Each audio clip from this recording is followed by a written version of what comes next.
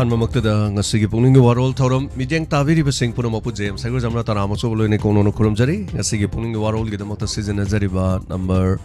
9077282001 ngasi thorom asigi damakta season nazarba video call gi number sina 7005707808 hariba number sini sanduk chariba thorom ase 90.0 wahong radio loinana Icecom da 1 to 9 SKTV 1070 Elite TV GTPL cable network sina singba landuk chari Diamond TV Facebook amadi YouTube hariba sing loinana Manipur online radio platform ni pandami am gi damak thogol tawjari baduguma channel amani ahanmada sanale pak pause digi headlines kra logochari BJP gi lengang na Indian Constitution kongoinari haina bimol na phungdokre loinana kuki amasung maitegi watho se state ki thoksil soibadi tholokpani haina phungdokre loinana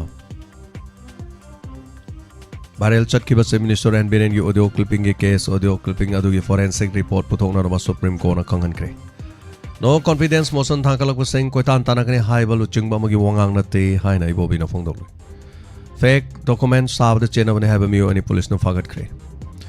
assembly gi mifam February gi tara digi na kunga mari fawba chatheragani sitting tara mathoi legani entoiba chiromcha amasung athobuna lekhidabda sore pana wa phongdorokli loinana KCP na su ikai khumna ba ulakli lenga ki khongthang da sogoli ba badi nakhai sengwei long mising ilamna mo se mangongani haina Manipur gi semester na phongdor drug user sing the hepatitis C nabagi chang hen hwang khalakli haina nelkanta na phongdor pribak pro gi mai kedi gi su yawol gi kai khumna ba ulakli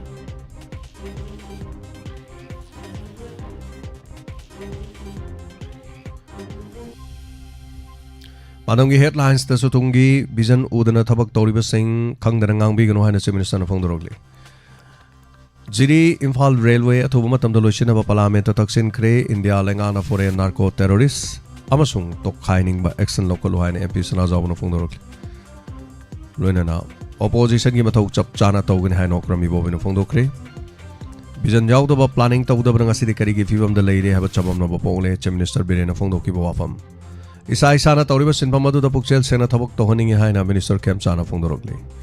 Laikidraba Captain Chirom Chagi Haksang Pangong Namo Senduna Leron Chankre Loinana KCP MFL na Yawolgi Kaikum na Buragli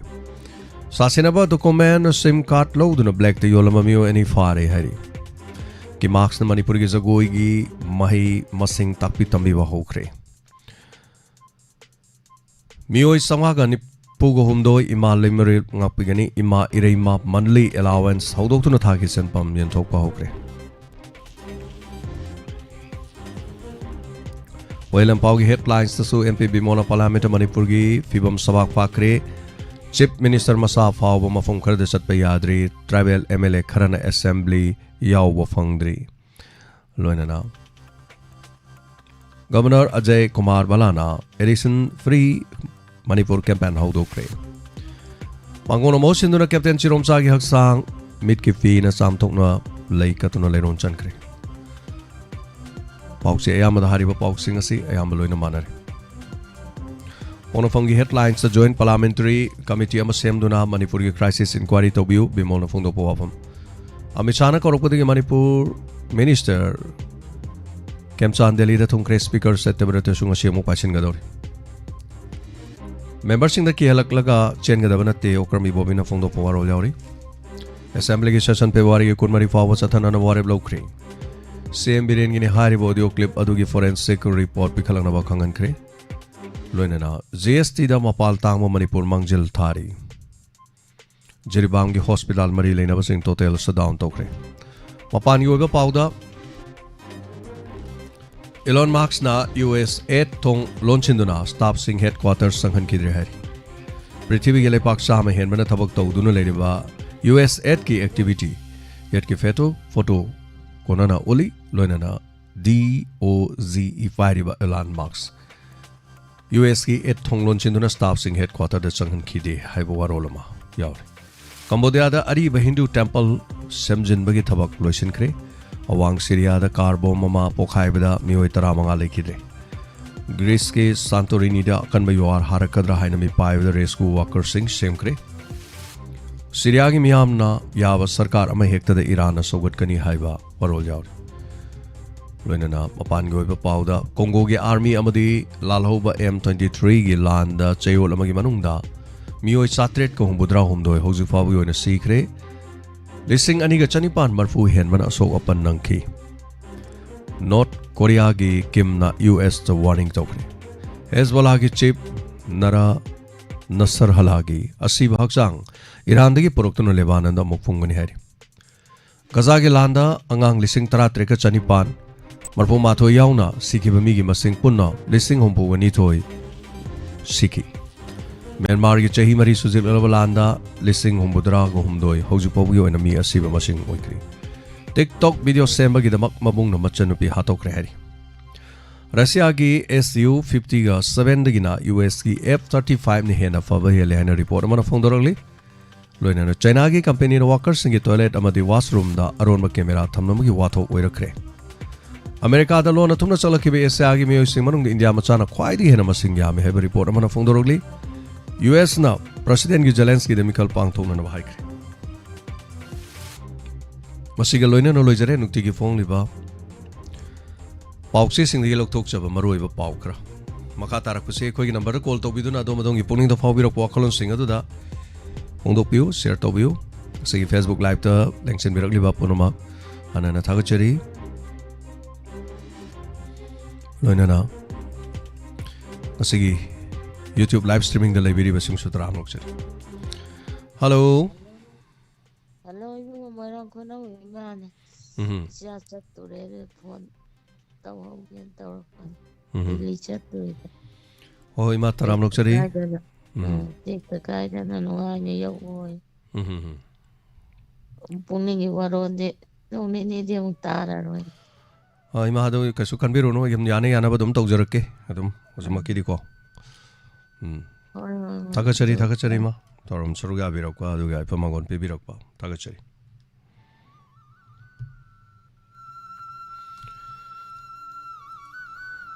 call तौबियो थोरमसिदा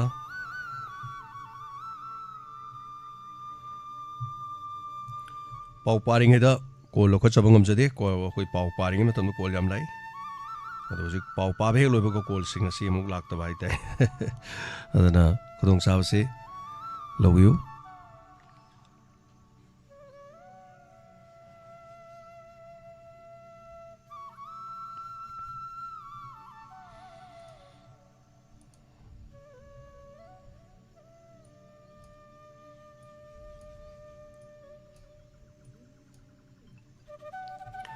hello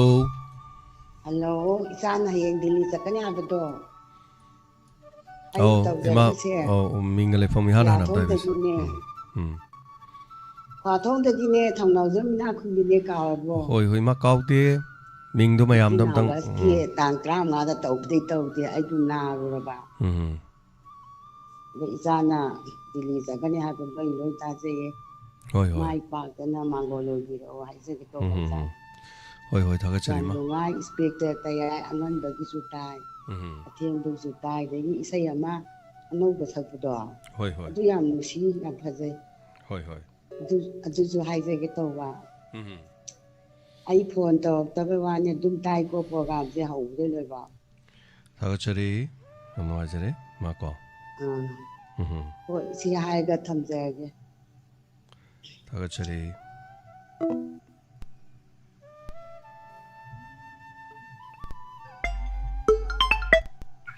hello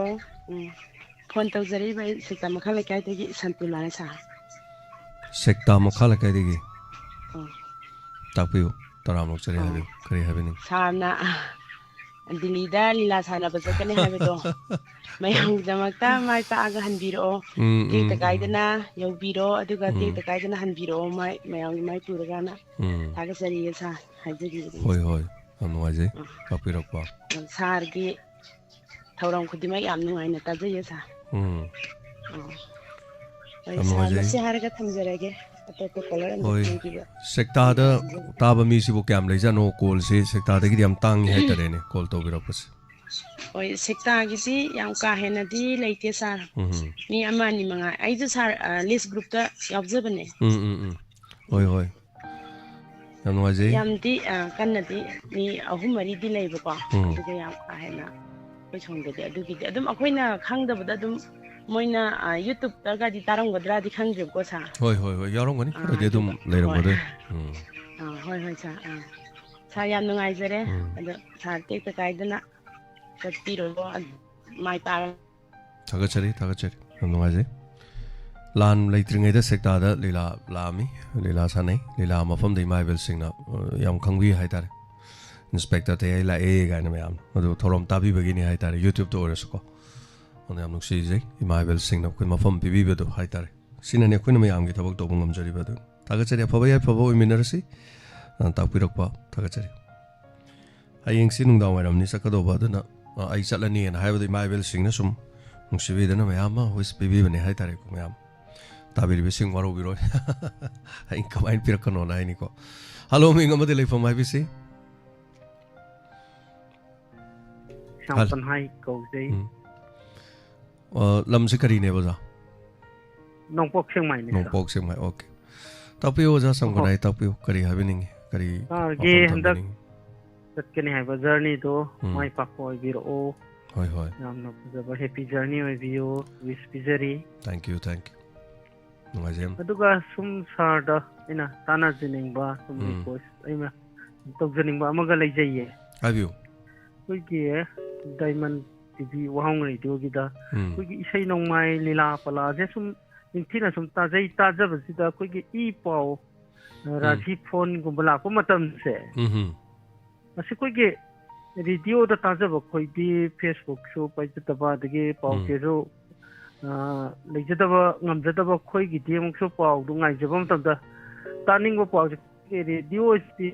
ꯖꯦꯖꯥ ꯇꯦꯡꯗ ꯁꯦꯡꯅ ꯍꯦꯛ ꯇꯥꯍꯧꯗꯕꯒꯨꯝꯕ ꯔꯥꯁꯤ ꯐꯣꯟꯁꯤꯁꯨ ꯊꯨꯅ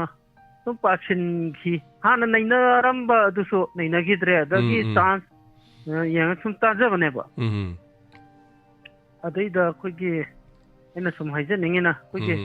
ꯄꯥꯎꯁꯦ ꯑꯩꯈꯣꯏꯒꯤ ꯐꯪꯗꯕ ꯃꯤꯅꯁꯨ ꯈꯔ ꯈꯤꯇꯪ ꯉꯥꯏꯍꯥꯛ ꯃꯃꯨꯠ ꯇꯥꯅ ꯇꯥꯖꯕ ꯌꯥꯕ ꯑꯩꯈꯣꯏꯒꯤ ꯄꯦꯅꯦꯂꯤꯁꯀꯨꯝꯕ ꯑꯩꯈꯣꯏ ꯑꯦꯛꯁꯄꯥꯔꯠꯀꯨꯝꯕꯗꯒ ꯍꯥꯏꯐꯦꯠꯀ ꯗꯤꯁꯀꯁꯟꯃꯛ ꯅꯠꯇ꯭ꯔꯒꯁꯨꯀꯣ ꯑꯩꯈꯣꯏ ꯄꯥꯎꯁꯦ ꯅꯩꯅꯕꯤꯒ ꯂꯩꯗꯅ ꯉꯥꯏꯍꯥꯛ ꯃꯇꯝ ꯂꯧꯅ ꯇꯥꯖꯍꯧꯕ ꯌꯥꯕꯒꯤ ꯃꯇꯝ ꯑꯗꯒꯤ ꯍꯟꯖꯤꯜꯍꯟꯕ ꯍꯥꯏꯇꯥꯔꯦꯅꯦ ꯑꯗꯒꯤ ꯔꯥꯁꯤ ꯐꯣꯜ ꯑꯣꯏꯔꯒꯁꯨ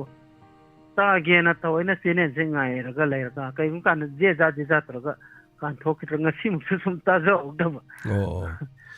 ꯍꯣꯏ ꯍꯣꯏ ꯁꯥꯎꯟ ꯍꯦꯛ ꯅꯨꯡꯉꯥꯏꯇꯕ ꯇꯦꯛꯅꯤꯀꯦꯜ ꯏꯔꯔ ꯍꯥꯏꯇꯥꯔꯦ ꯑꯗꯣ ꯈꯔ ꯑꯗꯨꯝ ꯐꯔꯛꯄ ꯑꯣꯏꯁꯅꯨ ꯑꯗꯨꯒ ꯃꯇꯝꯒꯤ ꯃꯇꯨꯡ ꯏꯟꯅ ꯑꯗꯨꯝ ꯁꯦꯝꯗꯣꯛꯆꯔꯛꯀꯦ ꯈꯔ ꯑꯗꯣ ꯄꯦꯅꯦꯂꯤꯁ ꯀꯥꯏꯗꯨꯗꯤ ꯍꯧꯖꯤꯛꯁꯤ ꯌꯥꯝꯅ ꯂꯨꯕ ꯍꯥꯏꯇꯥꯔꯦ ꯄꯦꯅꯦꯂꯤꯁꯀ ꯀꯧꯔꯒ ꯈꯟꯅ ꯅꯩꯅꯕꯁꯤ ꯑꯣꯜ ꯏꯟꯗꯤꯌꯥ ꯔꯦꯗꯤꯑꯣꯐꯥꯎ ꯇꯧꯗꯦ ꯍꯥꯏꯇꯥꯔꯦ ꯃꯁꯤ ꯑꯊꯤꯡꯕꯁꯨ ꯂꯩꯕ ꯑꯗꯨꯅ ꯁꯔꯀꯥꯔꯒꯤ ꯃꯥꯌꯣꯛꯇ ꯉꯥꯡꯕꯁꯨ ꯌꯥꯗꯕ ꯄꯦꯅꯦꯂꯤꯁ ꯑꯁꯤ ꯐꯝꯃꯨꯔꯗꯤ ꯉꯥꯡꯉꯛꯇꯣꯏꯅꯤꯗꯣ ꯉꯥꯡꯉꯨꯔꯒꯗꯤ ꯑꯃꯨꯛ ꯍꯌꯦꯡꯗꯤ ꯑꯃꯨꯛ ꯊꯤꯡꯖꯜꯂꯦ ꯑꯃꯨꯛ ꯍꯥꯏꯔꯛꯇꯣꯏꯅꯤꯗꯣ ꯑꯗꯨꯅ ꯑꯩꯈꯣꯏ ꯁꯤꯗꯗꯤ ꯈꯔ ꯑꯗꯨꯝ ꯈꯤꯇꯪ ꯂꯨꯏꯌꯦ ꯔꯦꯗꯤꯑꯣꯁꯤꯗꯗꯤ ꯑꯗꯨꯕꯨ ꯃꯔꯛꯇ ꯈꯪꯍꯩꯁꯤꯡ ꯑꯩꯅ ꯅꯍꯥꯟ ꯑꯣꯖꯥ ꯃꯔꯤ ꯄꯨꯔ ꯂꯥꯛꯏꯗꯨꯅꯤ ꯑꯗꯨꯃꯥꯏꯅ ꯃꯔꯛꯇ ꯇꯧꯖꯔꯛꯀꯦ ꯍꯟꯗꯛ ꯑꯣꯖꯥ ꯍꯦꯃꯟꯇ ꯅꯤꯡꯉꯣꯝꯕ ꯂꯥꯛꯆꯒꯅꯤ ꯑꯗꯨꯒ ꯄꯥꯎꯆꯦꯒꯤ ꯃꯇꯥꯡ ꯅꯠꯇ꯭ꯔꯒꯁꯨ ꯑꯩꯈꯣꯏꯅ ꯈꯪꯕ ꯌꯥꯕ ꯀꯔꯤ ꯅꯣꯂꯦꯖ ꯑꯣꯏꯕꯁꯤꯡ ꯈꯪꯃꯤꯟꯅꯁꯤ ꯑꯗꯨꯒ ꯑꯌꯨꯛꯀꯤ ꯑꯉꯟꯕꯗꯗꯤ ꯑꯩꯈꯣꯏꯅ ꯗꯤꯁꯀꯁꯟ ꯍꯥꯏꯇꯥꯔꯦ ꯈꯔꯁꯨ ꯑꯗꯨꯝ ꯊꯥꯖꯕꯅꯤ ꯑꯗꯨꯃ ꯈꯔ ꯑꯩꯈꯣꯏ ꯇꯥꯕ ꯌꯥꯅꯅꯕ ꯑꯗꯨꯝ ꯍꯣꯠꯅꯖꯔꯛꯀꯦ ꯑꯇꯣꯞꯄ ꯁꯖꯦꯁꯟ ꯇꯧꯕꯤꯌꯨ ꯑꯗꯨꯝ ꯑꯩꯈꯣꯏ ꯂꯧꯁꯤꯟꯖꯔꯤ ꯇꯥꯛꯄꯤꯌꯨ ꯑꯇꯩ ꯀꯔꯤ ꯍꯥꯏꯕꯤꯅꯤꯡꯕ ꯂꯩꯕꯤꯔꯤꯕ ꯊꯣꯏꯗꯣꯛꯄ ꯍꯥꯏꯖꯅꯤꯡꯉꯥꯏ ꯂꯩꯖꯗꯦꯗ ꯇꯥꯟꯅꯒꯗꯕꯅꯤ ꯁꯤꯒꯨꯝꯕꯁꯦ ꯇꯥꯟꯅꯕꯗ ꯑꯩꯈꯣꯏꯒꯤ ꯁꯨꯝꯕꯒꯤ ꯇꯟꯖꯥꯁꯦ ꯑꯩꯈꯣꯏ ꯄꯦꯅꯦꯂꯤꯁꯀꯨꯝꯕꯅ ꯀꯩꯒꯨꯝꯕ ꯃꯣꯠ ꯍꯦꯛ ꯄꯤꯍꯟꯕꯒꯨꯝꯕ ꯑꯗꯒꯤ ꯁꯤꯒꯨꯝꯕ ꯑꯩꯅ ꯈ꯭ꯋꯥꯏ ꯄꯥꯝꯖꯕꯗꯤ ꯔꯥꯁꯤ ꯐꯣꯟꯒꯨꯝꯕꯁꯤꯁꯨ ꯇꯁꯦꯡꯅ ꯍꯥꯏꯔꯕꯗ ꯌꯨꯠꯀꯤ ꯀꯔꯤꯒꯤ ꯁꯨꯝꯁꯨ ꯂꯩꯕꯅꯦ ꯑꯗꯨꯒꯨꯝꯕꯗꯨꯗ ꯑꯩꯈꯣꯏꯅ ꯇꯥꯅꯤꯡꯅ ꯉꯥꯏꯔꯒ ꯑꯩꯈꯣꯏ ꯔꯦꯗꯤꯑꯣꯁꯤꯗ ꯑꯩꯈꯣꯏꯒꯤ ꯃꯇꯝꯒꯤ ꯖꯦꯖꯥ ꯇꯧꯔꯒ ꯌꯥम ꯅꯤꯡꯕ ꯀꯥꯏꯕ ꯑꯣꯏꯕ ꯋꯥꯔꯤ ꯂꯥꯏꯔꯤꯛ ꯑꯗꯒꯤ ꯏꯁꯩ ꯅꯣꯡꯃꯥꯏꯁꯤꯗꯤ ꯁꯨꯝꯁꯨ ꯑꯩ ꯇꯥꯅꯤꯡꯗꯦ ꯍꯥꯏꯕꯗꯤ ꯅꯠꯆꯗꯦꯀꯣ ꯃꯥꯅꯦ ꯍꯧꯖꯤꯛꯀꯤꯗꯨꯅ ꯍꯦꯟꯅ ꯂꯩꯖꯔꯕꯅꯤ ꯍꯥꯏꯕ ꯉꯥꯏꯖꯕ ꯃꯤ ꯀꯌా ꯑꯃꯁꯨ ꯂꯩꯖꯩ ꯏꯁꯥꯃꯛꯁꯨ ꯁꯨꯝ ꯄꯥꯝꯃꯦ ꯑꯗꯨꯒꯨꯝꯕꯒꯤ ꯑꯩꯈꯣꯏꯒꯤ ꯔꯥꯁꯤ ꯐꯣꯟꯁꯤꯁꯨ ꯌꯥꯝ ꯊꯨꯅ ꯄꯥꯝꯍꯜꯂꯦ ꯑꯗꯒꯤ ꯑꯩꯈꯣꯏ ꯀꯩꯅꯣꯁꯤꯁꯨ ꯉꯥꯏꯍꯥꯛ ꯃꯤꯅꯤꯠ 5ꯇꯪ ꯍꯥꯞꯆꯤꯟꯕꯤꯔꯒꯅꯦ ꯌꯥꯝꯅ ꯑꯦꯟꯇꯔꯇꯦꯟꯃꯦꯟ ꯃꯈꯜ ꯑꯃꯅꯦ ꯍꯥꯏꯕ ꯃꯁꯤꯃꯗꯤ ꯑꯩ ꯇꯁꯦꯡꯅ ꯑꯩ ꯃꯄꯨꯡ ꯐꯥꯕ ꯍꯥꯟꯅꯒꯤ ꯀꯩꯅꯣꯗꯣ ꯑꯩ ꯆꯠꯅꯍꯟꯖꯅꯤꯡꯉꯦ ꯍꯥꯏꯕꯁꯤꯃ ꯁꯨꯝ ꯊꯝꯖꯕ ꯊꯥꯒꯠꯆꯔꯤ ꯃꯇꯝꯒꯤ ꯃꯇꯨꯡ ꯏꯟꯅ ꯇꯧꯃꯤꯟꯅꯁꯤ ꯑꯩꯈꯣꯏ ꯍꯥꯟꯅ ꯑꯗꯨꯝ ꯅꯩꯅꯖꯔꯝꯃꯕꯅꯤ ꯑꯗꯨꯒ ꯑꯩꯈꯣꯏꯒꯤ ꯊꯧꯔꯝ ꯄꯨꯕꯤꯔꯤꯕ ꯁ꯭ꯇꯥꯐꯁꯤꯡꯅ ꯍꯥꯏꯇꯥꯔꯦ ꯃꯗꯨꯒꯤ ꯊꯕꯛ ꯆꯤꯜꯂꯛꯄꯗꯒꯤ ꯍꯥꯏꯕ ꯇꯥꯔꯦ kitang hongto hongjin ama leigre maroina khoigi marakta staff ama ayuki staff pobiramba haiba tare staff no pi ma mayum panthokiba aduna khoide thabak thorom se khara kai ba hai tare aduna ma muk leiring ede ding sai gi khana naina ba aduga masi semdok semjin je muk chap charamba housing na muk non stop ta hai tare adum mi ani na ayuk te ngasai thorom to du mo ani na muk su to ba ta ba muk su ani du na hongto hongjin leita ba du da tawjaba jani khoi staff train tawjari aduga yemina se matang gi matung ino ko adum takpiro ja nungai ta ba sing adum takpiro semdok sadok adum honamina si kon hojik tawri se matam supagi leng dana sumai tawne hebel leite aduga technical error mayam lei sound gi maroina siguma si shodum marak marak ta dum yawi thagachari takpirak pasigidam thank you so much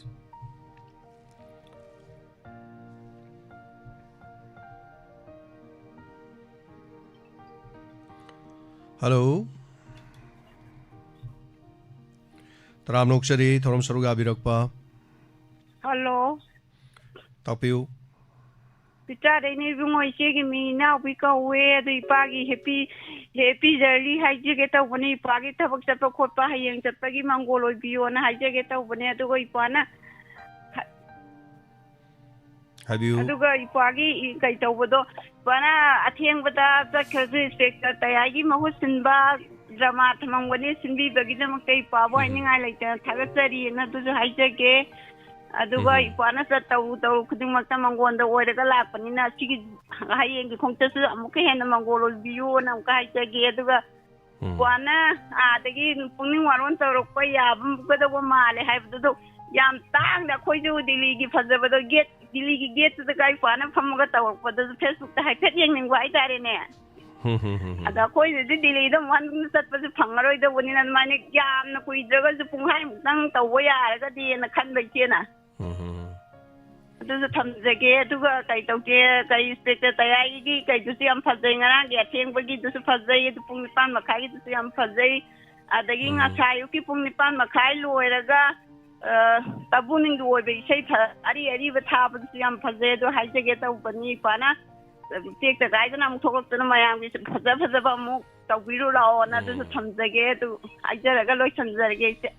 Thank you, Tagachari. No, as I say, Pamang Pibirak Pythar. Yeminase Karidoge, Yengi, was in a haglo raga, Sipuning Warolo ragai, Makan Karadum Yang Zagani Hai Tareko.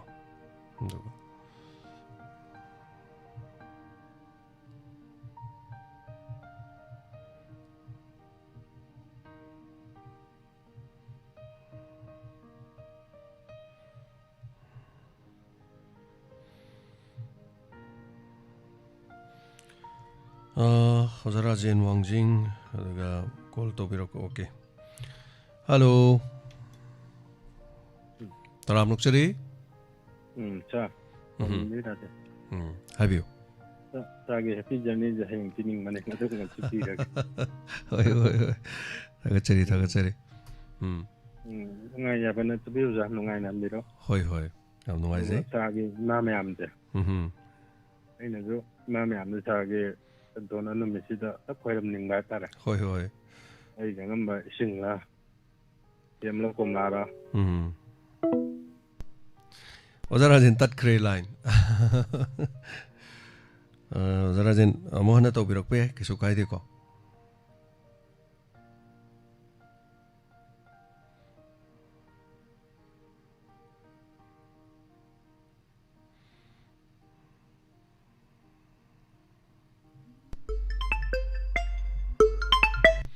Hello. Hello, sir. Oh, Mingale from Habibu. Kari Habiba. Phone do Pino Conjan Mamale, Conjan Tadre. Radio the lady, radio manak the Lepson Mano Yadre, radio the Kitang Satu Piradiam line. Radio the Tambiramo, the Tapiro, Habibu. Oh, call so Tambigre, anyway. Tagachari.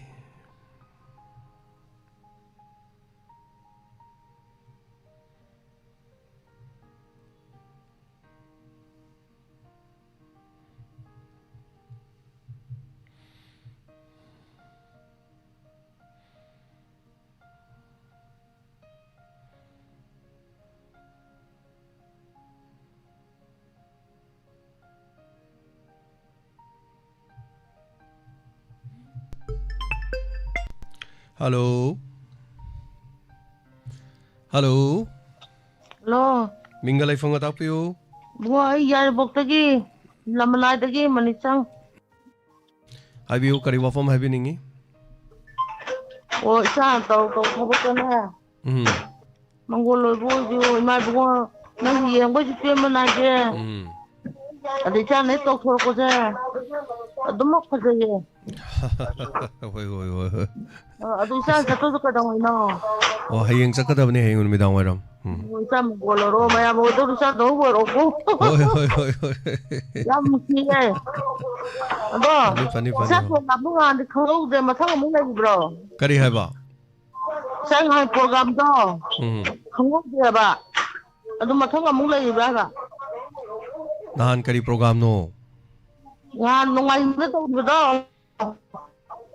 Nomajing. Mathang mo na ba ba ko. Nomajing da kari program no. Nga maya ma to bro. Ima gido ai wakan ta de. Ima na hai beri do. Ado ma mo to yaw je me. Kari no yaw doi se. Khang ta. Jalan ta. Ima gido lale. Ima gido koi nomajing no mito program tau de ima adu di atopa channel gi program tau do ram do ma le ima ai do ko. Koi gi di tau de. Ada koi gi di tang mari da tau gadam ni ado hanta gi di tau de lan le bani na. Lan marak tu da dum dang tau do mi na kari harak de na pakha chaba ki jadana ko unum tau dre ba. Ado na pulunjan laga hai tare. Ado na tang tara taruk ta tok jagada bani. Di mana Migi channel taram dong male, Migi channel tara gi ma jo hairak poram no ma junu me hai se. Ai khang bangam jadre.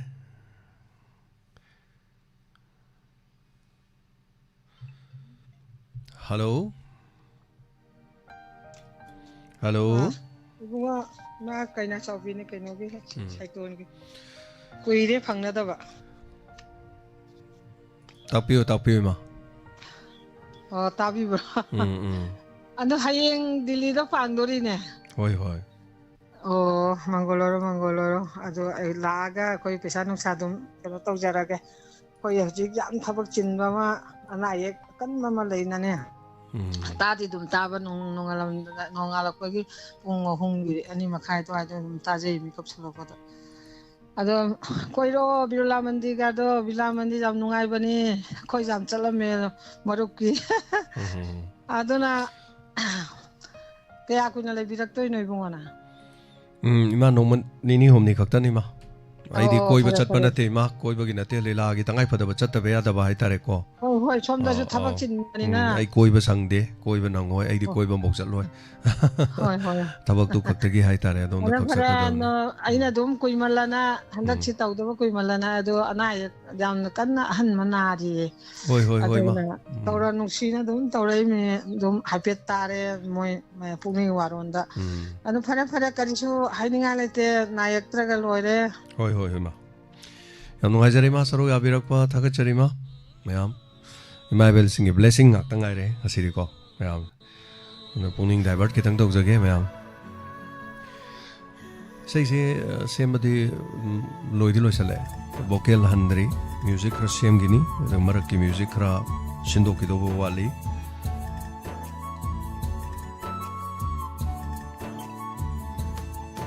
Waksingi ule khanglibi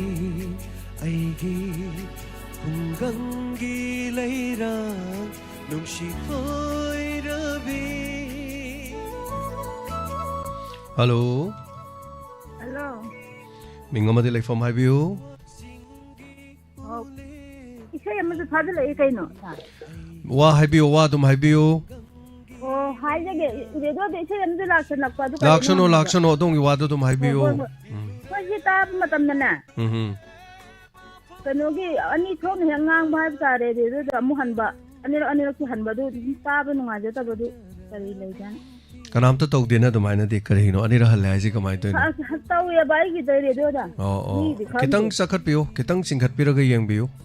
Kitang mathak ta leikhalaga or makha da kitang leitha biyo ko. Adum mutang check toroga yang biyo. Sina loira bro atai de kare happening balai ri. Redo dum thagal lak padu ju ngai da sa ko sa padu redo thabi no ar dum tharak je ꯊꯧꯔꯝ ꯐꯖꯅ ꯇꯥꯕꯤꯗꯕ ꯃꯤ ꯃꯥꯟꯕ ꯋꯥꯅꯤꯗ radio ꯊꯥꯕ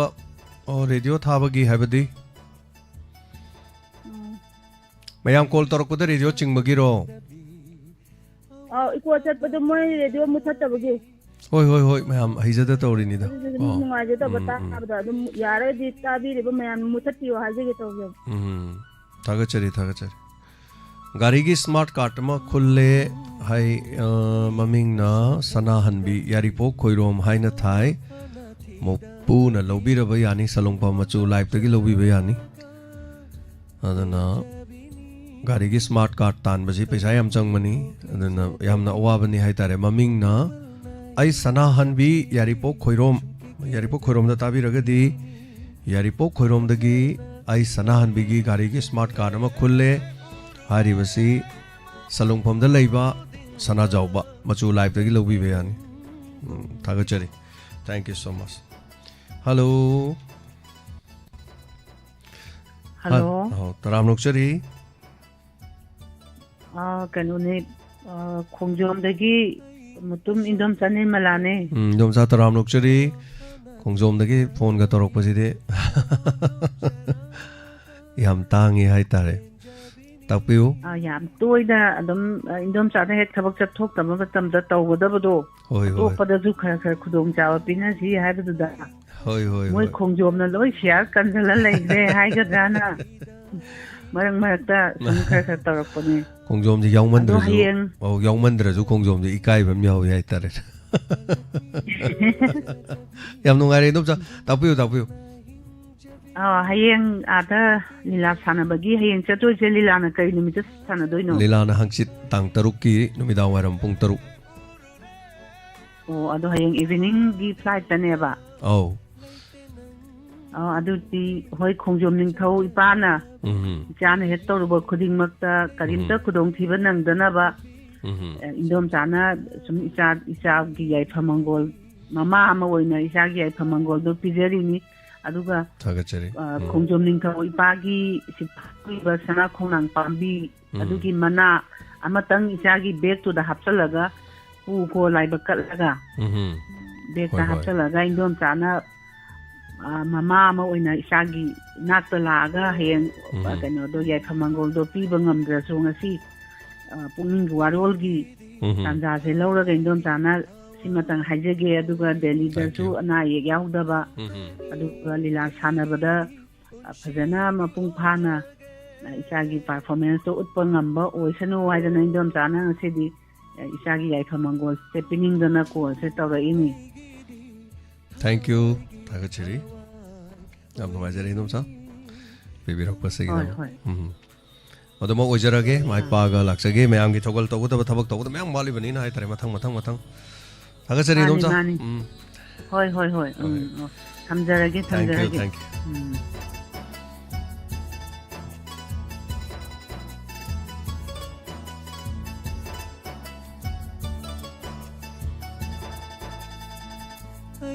ꯑꯁꯥ ꯈꯪꯗꯕꯤ ꯑꯋꯥꯅ ꯊꯤꯗꯕꯤ ꯃꯣꯃꯣꯅꯣꯛ ꯆꯔꯥꯒ ꯄꯦꯟꯖꯕꯤꯅꯤ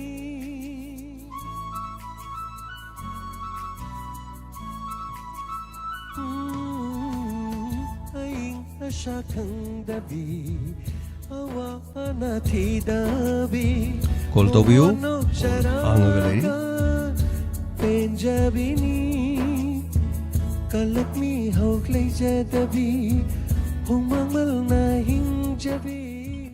hello ꯃꯤꯡ ꯑꯃꯗꯤ ꯂꯩꯐꯝ ꯍꯥꯏꯕꯤꯌꯨ ꯅꯣꯡꯄꯣꯛ ꯆꯤꯡꯃꯥꯏ ꯍꯤꯖꯝ ꯈꯨꯅꯧꯗꯒꯤ ꯁꯟꯗ꯭ꯌꯥꯅꯤ ꯁꯥꯔ ꯇꯔꯥꯝ ꯅꯣꯛꯆꯔꯤ ꯁꯟꯗ꯭ꯌꯥ ꯇꯥꯛꯄꯤꯌꯨ ꯀꯔꯤ ꯋꯥꯐꯝ ꯍꯥꯏꯕꯤꯅꯤꯡꯉꯤ ꯁꯥꯔ ꯍꯧꯖꯤꯛꯇ ꯃꯃꯥꯡꯗꯁꯨ ꯑꯩꯈꯣꯏ ꯀꯣꯂꯔ ꯑꯃꯅ ꯍꯥꯏꯕꯤꯈꯤꯕꯗꯣ ꯐꯣꯟ ꯇꯧꯔꯛꯄ ꯃꯇꯝꯗ ꯔꯦꯗꯤꯑꯣꯗꯒꯤ ꯈꯤꯇꯪ ꯆꯠꯊꯣꯛꯄꯤꯌꯨ ꯍꯥꯏꯕꯁꯦ ꯌꯥꯝ ꯇꯣꯏꯅ ꯍꯥꯏꯔꯕ ꯋꯥꯐꯝꯅꯦ ꯑꯗꯣ ꯍꯧꯖꯤꯛ ꯀꯣꯂꯔ ꯑꯃꯅꯁꯨ ꯍꯥꯏꯕꯤꯈ꯭ꯔꯦ ꯔꯦꯗꯤꯑꯣꯕꯨ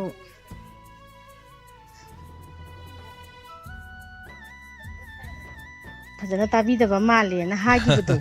ꯑꯇꯥꯕ ꯑꯩꯈꯣꯏꯗꯁꯨ ꯌꯥꯝ ꯅꯨꯡꯉꯥꯏꯖꯗꯦꯕꯀꯣ ꯁꯥꯔ ꯃꯥꯅꯦ ꯏꯀꯣ ꯆꯠꯄ ꯇꯥꯕ ꯅꯨꯡꯉꯥꯏꯇꯕ ꯅꯨꯡꯉꯥꯏꯇꯦꯕ ꯂꯧꯐꯝ ꯇꯥꯐꯝ ꯈꯪꯗꯦꯕ Hoi hoi.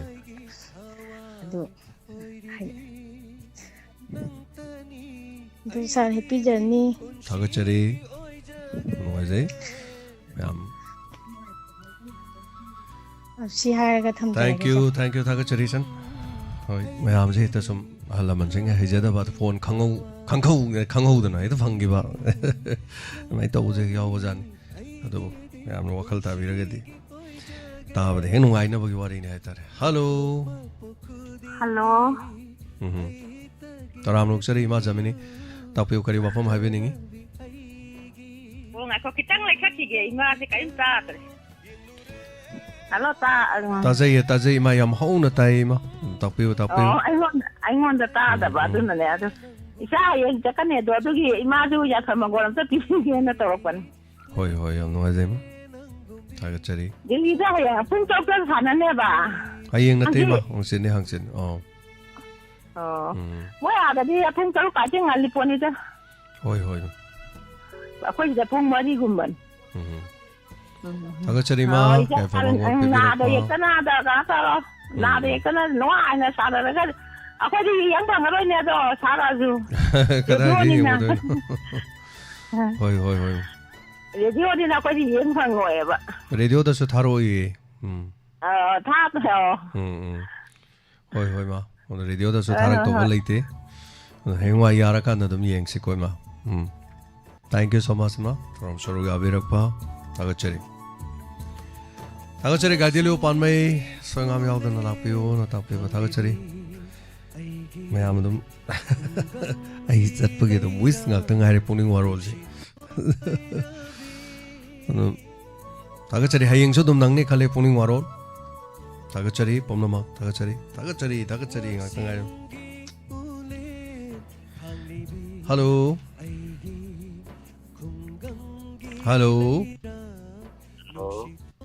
ꯇꯔꯥꯝ ꯅꯣꯛꯆꯔꯤ ꯑꯣꯖꯥ ꯕ꯭ꯔꯖꯃꯣꯍꯟ ꯇꯥꯛꯄꯤꯌꯨ ꯀꯔꯤ ꯋꯥꯐꯝ ꯍꯥꯏꯕꯤꯅꯤꯡꯉꯤ? ꯃꯌꯥꯝꯅ ꯃꯤꯡ ꯍꯥꯏꯕꯁꯦ ꯉꯥꯏ ꯉꯝꯗꯗꯅ ꯑꯩꯅ ꯑꯣꯏꯅ ꯍꯥꯏꯖꯔꯕꯅꯦ. ꯍꯥꯏꯕꯤꯌꯨ ꯀꯥꯏꯔꯦꯝꯕꯤꯈꯣꯛꯇꯒꯤ ꯑꯣꯖꯥ ꯕ꯭ꯔꯖꯃꯣꯍꯟ ꯀꯔꯤ ꯋꯥꯐꯝ ꯍꯥꯏꯕꯤꯅꯤꯡꯉꯤ? ꯇꯥꯛꯄꯤꯌꯨ. ꯍꯌꯦꯡ ꯑꯣꯖꯥꯒꯤ ꯗꯨꯒꯤ ꯈꯣꯡꯆꯠꯁꯨ ꯕꯣꯜ ꯑꯣꯏꯕꯤꯔꯣ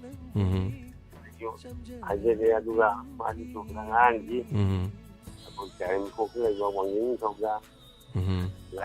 ꯂꯥꯛꯄ ꯁꯥꯇ꯭ꯔꯤ ꯈꯨꯗꯤꯡꯃꯛꯁꯦ ꯑꯩꯅꯁꯨ ꯌꯥꯝꯅ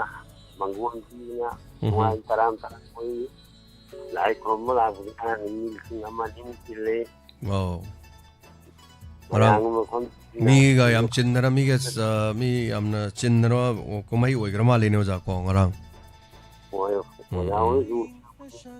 ꯄꯥꯎꯗ ꯀꯔꯤꯗ ꯅꯤꯡꯊꯧꯀꯥꯕ ꯈꯨꯗꯤꯡ ꯍꯥꯡꯕ ꯑꯗꯨꯒꯨꯝꯕꯅ ꯏꯁꯣꯔ ꯑꯃꯅꯤ. ꯑꯗꯨꯒ ꯂꯥꯏ ꯈꯨꯔꯨꯝꯕ ꯂꯥꯛꯄ ꯃꯇꯝꯗ ꯀꯠꯄ ꯂꯥꯛꯄ ꯃꯇꯝꯗ ꯄꯨꯡ 10 ꯃꯅꯨꯡꯗ ꯂꯥꯛꯄꯤꯌꯨ ꯍꯥꯏꯕꯁꯤꯃꯁꯨ ꯈꯪꯖꯒꯦ. ꯕꯥꯔꯣ ꯃꯇꯨꯡꯗ ꯂꯥꯛꯄꯅꯤ. ꯃꯗꯨ ꯌꯥꯝꯅ ꯈꯨꯗꯣꯡꯊꯤꯅꯤꯡꯉꯥꯏ ꯑꯣꯏꯔꯒꯁꯤꯃꯗꯤ ꯊꯝꯖꯒꯦꯅ ꯇꯧꯖꯕꯅꯤ. ꯍꯣꯔꯦꯟ ꯊꯥꯒꯠꯆꯔꯤ. ꯍꯣꯏ ꯑꯣꯖꯥꯒꯤ ꯆꯠꯄ ꯊꯕꯛ ꯊꯧꯔꯝ ꯈꯨꯗꯤꯡꯃꯛ ꯂꯣꯏꯅ ꯃꯪꯒꯣꯜ ꯑꯣꯏꯕꯤꯔꯅꯕ ꯑꯩꯁꯨ ꯏꯁꯣꯔꯒꯤ ꯃꯐꯝꯗ ꯊꯧꯅꯤꯖꯒꯦꯅ ꯁꯤꯃꯁꯨ ꯐꯣꯡꯗꯣꯛꯆꯒꯦꯅ ꯇꯧꯖꯔꯛꯄꯅꯤ ꯑꯣꯖꯥ. ꯊꯥꯒꯠꯆꯔꯤ ꯑꯣꯖꯥ Brajmohan. Thank you so much. ꯑꯣꯏꯖꯔꯛꯀꯦ ꯑꯐꯕ ꯌꯥꯏꯐꯕ. ꯂꯤꯂꯥ ꯁꯥꯟꯅꯕ ꯆꯠꯄꯅꯤ. ꯂꯤꯂꯥꯁꯤ ꯅꯨꯡꯉꯥꯏꯕꯒꯤ ꯁꯥꯟꯅꯕꯗꯨꯗꯤ ꯅꯠꯇꯦ. ꯆꯍꯤ ꯑꯃꯒꯤ ꯃꯅꯨꯡꯗ ꯅꯦꯁꯅꯦꯜ ꯁ꯭ꯀꯨꯜ ꯑꯣꯐ ꯗ꯭ꯔꯃꯥ ꯍꯥꯏꯗꯅ ꯌꯥꯝꯅ ꯃꯃꯤꯡ ꯂꯩꯕ ꯍꯥꯏꯇꯥꯔꯦ. ꯑꯅꯨꯄꯝ ꯈꯦꯔ, ꯑꯣꯝ ꯄꯨꯔꯤ, ꯑꯗꯒꯤ ꯃꯃꯤꯡ ꯂꯩꯔꯕ ꯃꯅꯣꯖ ꯕꯥꯖꯄꯥꯏ, ꯑꯐꯥꯎꯕ ꯃꯤꯁꯤꯡ ꯍꯥꯏꯇꯥꯔꯦ. ꯅꯁꯔꯨꯗꯤꯟ ꯁꯥꯍ, ꯃꯌꯥꯝꯅ ꯍꯦꯟꯅ ꯐꯤꯜꯝꯗ ꯈꯪꯕꯤꯔꯕ ꯃꯤꯁꯤꯡ. ꯃꯈꯣꯏ ꯃꯌꯥꯝꯒꯤ ꯍꯧꯔꯛꯐꯝ ꯄꯥꯔꯦꯁ ꯔꯥꯋꯜ ꯗ꯭ꯔꯃꯥꯒꯤꯗ ꯍꯥꯏꯇꯥꯔꯦ. ꯑꯩꯈꯣꯏ ꯔꯇꯟ ꯊꯤꯌꯥꯝ, ꯑꯩꯈꯣꯏꯒꯤ ꯑꯣꯖꯥ ꯔꯇꯟ ꯊꯤꯌꯥꯝꯅ ꯆꯤꯌꯥꯔꯃꯦꯟꯁꯨ ꯑꯣꯏꯕꯤꯔꯝꯃꯤ. ꯃꯥ 2015 ꯑꯗꯨꯋꯥꯏꯗꯁꯨ ꯃꯥ ꯑꯣꯏꯔꯝꯕ ꯃꯇꯝꯗ ꯑꯩꯈꯣꯏ ꯆꯠꯆꯍꯧꯋꯤ. ꯌꯥꯝ ꯅꯨꯡꯉꯥꯏꯈꯤ. ꯑꯣꯖꯥ ꯔꯇꯟ ꯊꯤꯌꯥꯝꯒꯤ ꯂꯩꯀꯥꯏꯗꯒꯤꯅꯤ, ꯂꯝꯗꯒꯤꯅꯤ ꯀꯥꯏꯅ ꯍꯥꯏ ꯀꯥꯟꯗꯨꯗ ꯃꯤꯅ ꯌꯥꯝ ꯅꯨꯡꯁꯤꯕꯤ ꯍꯥꯏꯇꯥꯔꯦ. ꯃꯣꯏ ꯃꯐꯝꯗꯨꯗ ꯂꯩꯔꯝꯕ ꯁꯥꯇ꯭ꯔ ꯃꯌꯥꯝꯗ ꯃꯅꯤꯄꯨꯔꯗꯒꯤ ꯑꯣꯖꯥ ꯔꯇꯟ ꯊꯤꯌꯥꯝꯒꯤ ꯃꯐꯝꯗꯒꯤ ꯃꯤ ꯂꯥꯛꯑꯦ ꯀꯥꯏꯅ ꯌꯥꯝ ꯅꯨꯡꯁꯤꯕꯤꯈꯤ. ꯑꯗꯨꯒ ꯃꯐꯝ ꯍꯣꯡꯉꯒ ꯑꯗꯨꯝ NSDꯒꯤ ꯇꯧꯕ. ꯍꯟꯗꯛ ꯑꯃꯨꯛ ꯅꯦꯁꯅꯦꯜ ꯁ꯭ꯀꯨꯜ ꯑꯣꯐ ꯗ꯭ꯔꯃꯥꯗ ꯇꯥꯕꯅꯤ. ꯑꯗꯨꯅ ꯃꯌꯥꯝ ꯃꯐꯝ ꯈꯪꯕꯤꯅꯤꯡꯕ ꯌꯥꯎꯔꯁꯨ ꯅꯦꯁꯅꯦꯜ ꯁ꯭ꯀꯨꯜ ꯑꯣꯐ ꯗ꯭ꯔꯃꯥ ꯗꯦꯜꯂꯤꯒꯤ ꯑꯗꯨꯒꯤ ꯃꯐꯝꯗꯨꯗꯅꯤ. ꯑꯗꯨꯒ ꯗꯦꯜꯂꯤꯗ ꯂꯩꯕꯤꯕ ꯐꯦꯃꯤꯂꯤꯁꯤꯡ ꯍꯥꯏꯇꯥꯔꯦ ꯃꯗꯨ ꯈꯨꯗꯣꯡꯆꯥꯕ ꯂꯧꯕꯤꯔꯒ ꯇꯥꯡ 6ꯇ ꯅꯨꯃꯤꯗꯥꯡ ꯋꯥꯏꯔꯝ ꯄꯨꯡ 6ꯁꯤ ꯂꯥꯛꯄꯤꯗꯨꯅ ꯁꯔꯨꯛ ꯌꯥꯕꯤꯔꯗꯤ ꯌꯥꯝ ꯅꯨꯡꯉꯥꯏꯅꯤ. ꯄꯩꯁꯥ ꯇꯤꯡꯕ ꯅꯠꯇꯦ. ꯃꯐꯝꯗꯨꯗ ꯂꯥꯛꯄꯤꯔꯒ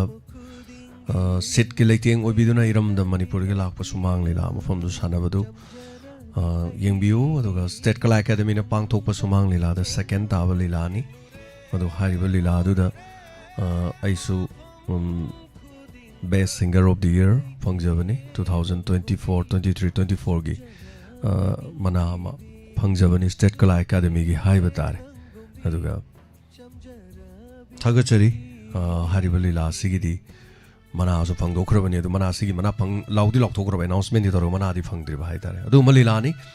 ꯑꯔꯣꯟꯕ ꯋꯥꯔꯤ ꯑꯗꯨꯅ ꯗꯦꯜꯂꯤꯗ ꯂꯩꯕꯤꯕ ꯃꯔꯨꯞ ꯃꯄꯥꯡꯁꯤꯡ ꯃꯌꯥꯝ ꯁꯟꯗꯣꯛꯄꯤꯌꯨ ꯈꯔ ꯄꯥꯎ ꯈꯔ ꯄꯤꯕꯤꯌꯨ ꯑꯗꯨꯒ ꯑꯣꯐꯤꯁ ꯆꯠꯄ ꯊꯕꯛ ꯇꯧꯕꯗꯨ ꯌꯥꯗꯧꯗꯤ ꯃꯥꯟꯗꯦ ꯈꯔꯕꯨꯗꯤꯀꯣ ꯑꯗꯨꯕꯨ ꯑꯁꯪꯕꯗꯤ ꯁꯟꯗꯦ ꯅꯠꯇꯕꯅꯤ나 ꯌꯦꯡꯕꯤꯌꯨ ꯍꯥꯏꯗꯅ ꯗꯦꯜꯂꯤꯗ ꯂꯩꯕꯤꯕꯁꯤꯡ ꯅꯣꯂꯣꯛꯆꯔꯤ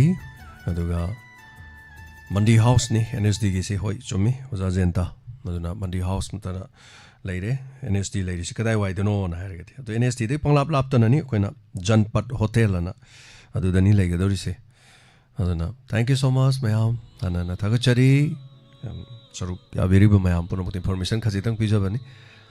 ꯂꯤꯂꯥꯔꯣꯏ ꯑꯃ ꯑꯥꯔꯇꯤꯁ ꯑꯃ ꯑꯣꯏꯅ ꯍꯥꯏꯇꯥꯔꯦ ꯑꯣꯏꯖꯔꯨꯕꯅ ꯃꯔꯝ ꯑꯣꯏꯔꯀꯥꯟꯗ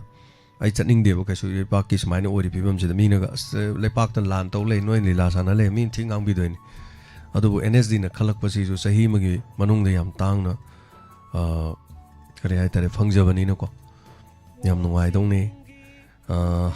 ꯂꯥꯟꯒ ꯇꯧꯔꯝꯗ꯭ꯔꯗꯤ ꯈꯔ ꯍꯦꯟꯅꯒꯁꯨꯀꯣ ꯑꯗꯨꯕꯨ ꯀꯔꯤꯗꯤ ꯍꯥꯏꯔꯨꯅꯤ ꯆꯠꯇꯕꯗꯤ ꯌꯥꯗ꯭ꯔꯦ ꯑꯩ ꯈꯛꯇꯪꯒꯤ ꯈꯜꯂꯒ ꯌꯥꯗꯦꯕ ꯑꯗꯨꯅ ꯍꯧꯖꯤꯛ ꯑꯩꯈꯣꯏꯒꯤ ꯇꯤꯝꯗꯤ ꯂꯣꯏ ꯆꯠꯈ꯭ꯔꯕꯅꯤ ꯉꯔꯥꯡꯗꯒꯤ ꯆꯠꯈ꯭ꯔꯦ ꯍꯧꯖꯤꯛ ꯃꯣꯏ ꯇ꯭ꯔꯦꯟ ꯇꯣꯡꯉꯤ ꯉꯁꯥꯏ ꯄꯨꯡ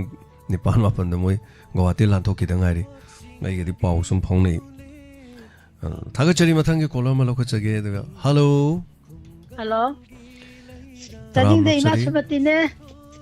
ꯏꯃꯥ ꯁꯨꯃꯇꯤ ꯇꯔꯥꯃꯨꯛꯆꯔꯤ ꯇꯥꯛꯄꯤꯌꯨ ꯆꯥ ꯍꯌꯦꯡ ꯆꯠꯀꯅꯦꯅ ꯁꯨꯝ ꯇꯧꯔꯛꯄꯅꯤꯗ ꯐꯕ ꯑꯣꯏꯕꯤꯔꯣ ꯃꯪꯒꯣꯜ ꯑꯣꯏꯅ ꯃꯥꯏ ꯄꯥꯛꯅ ꯍꯟꯕꯤꯔꯣ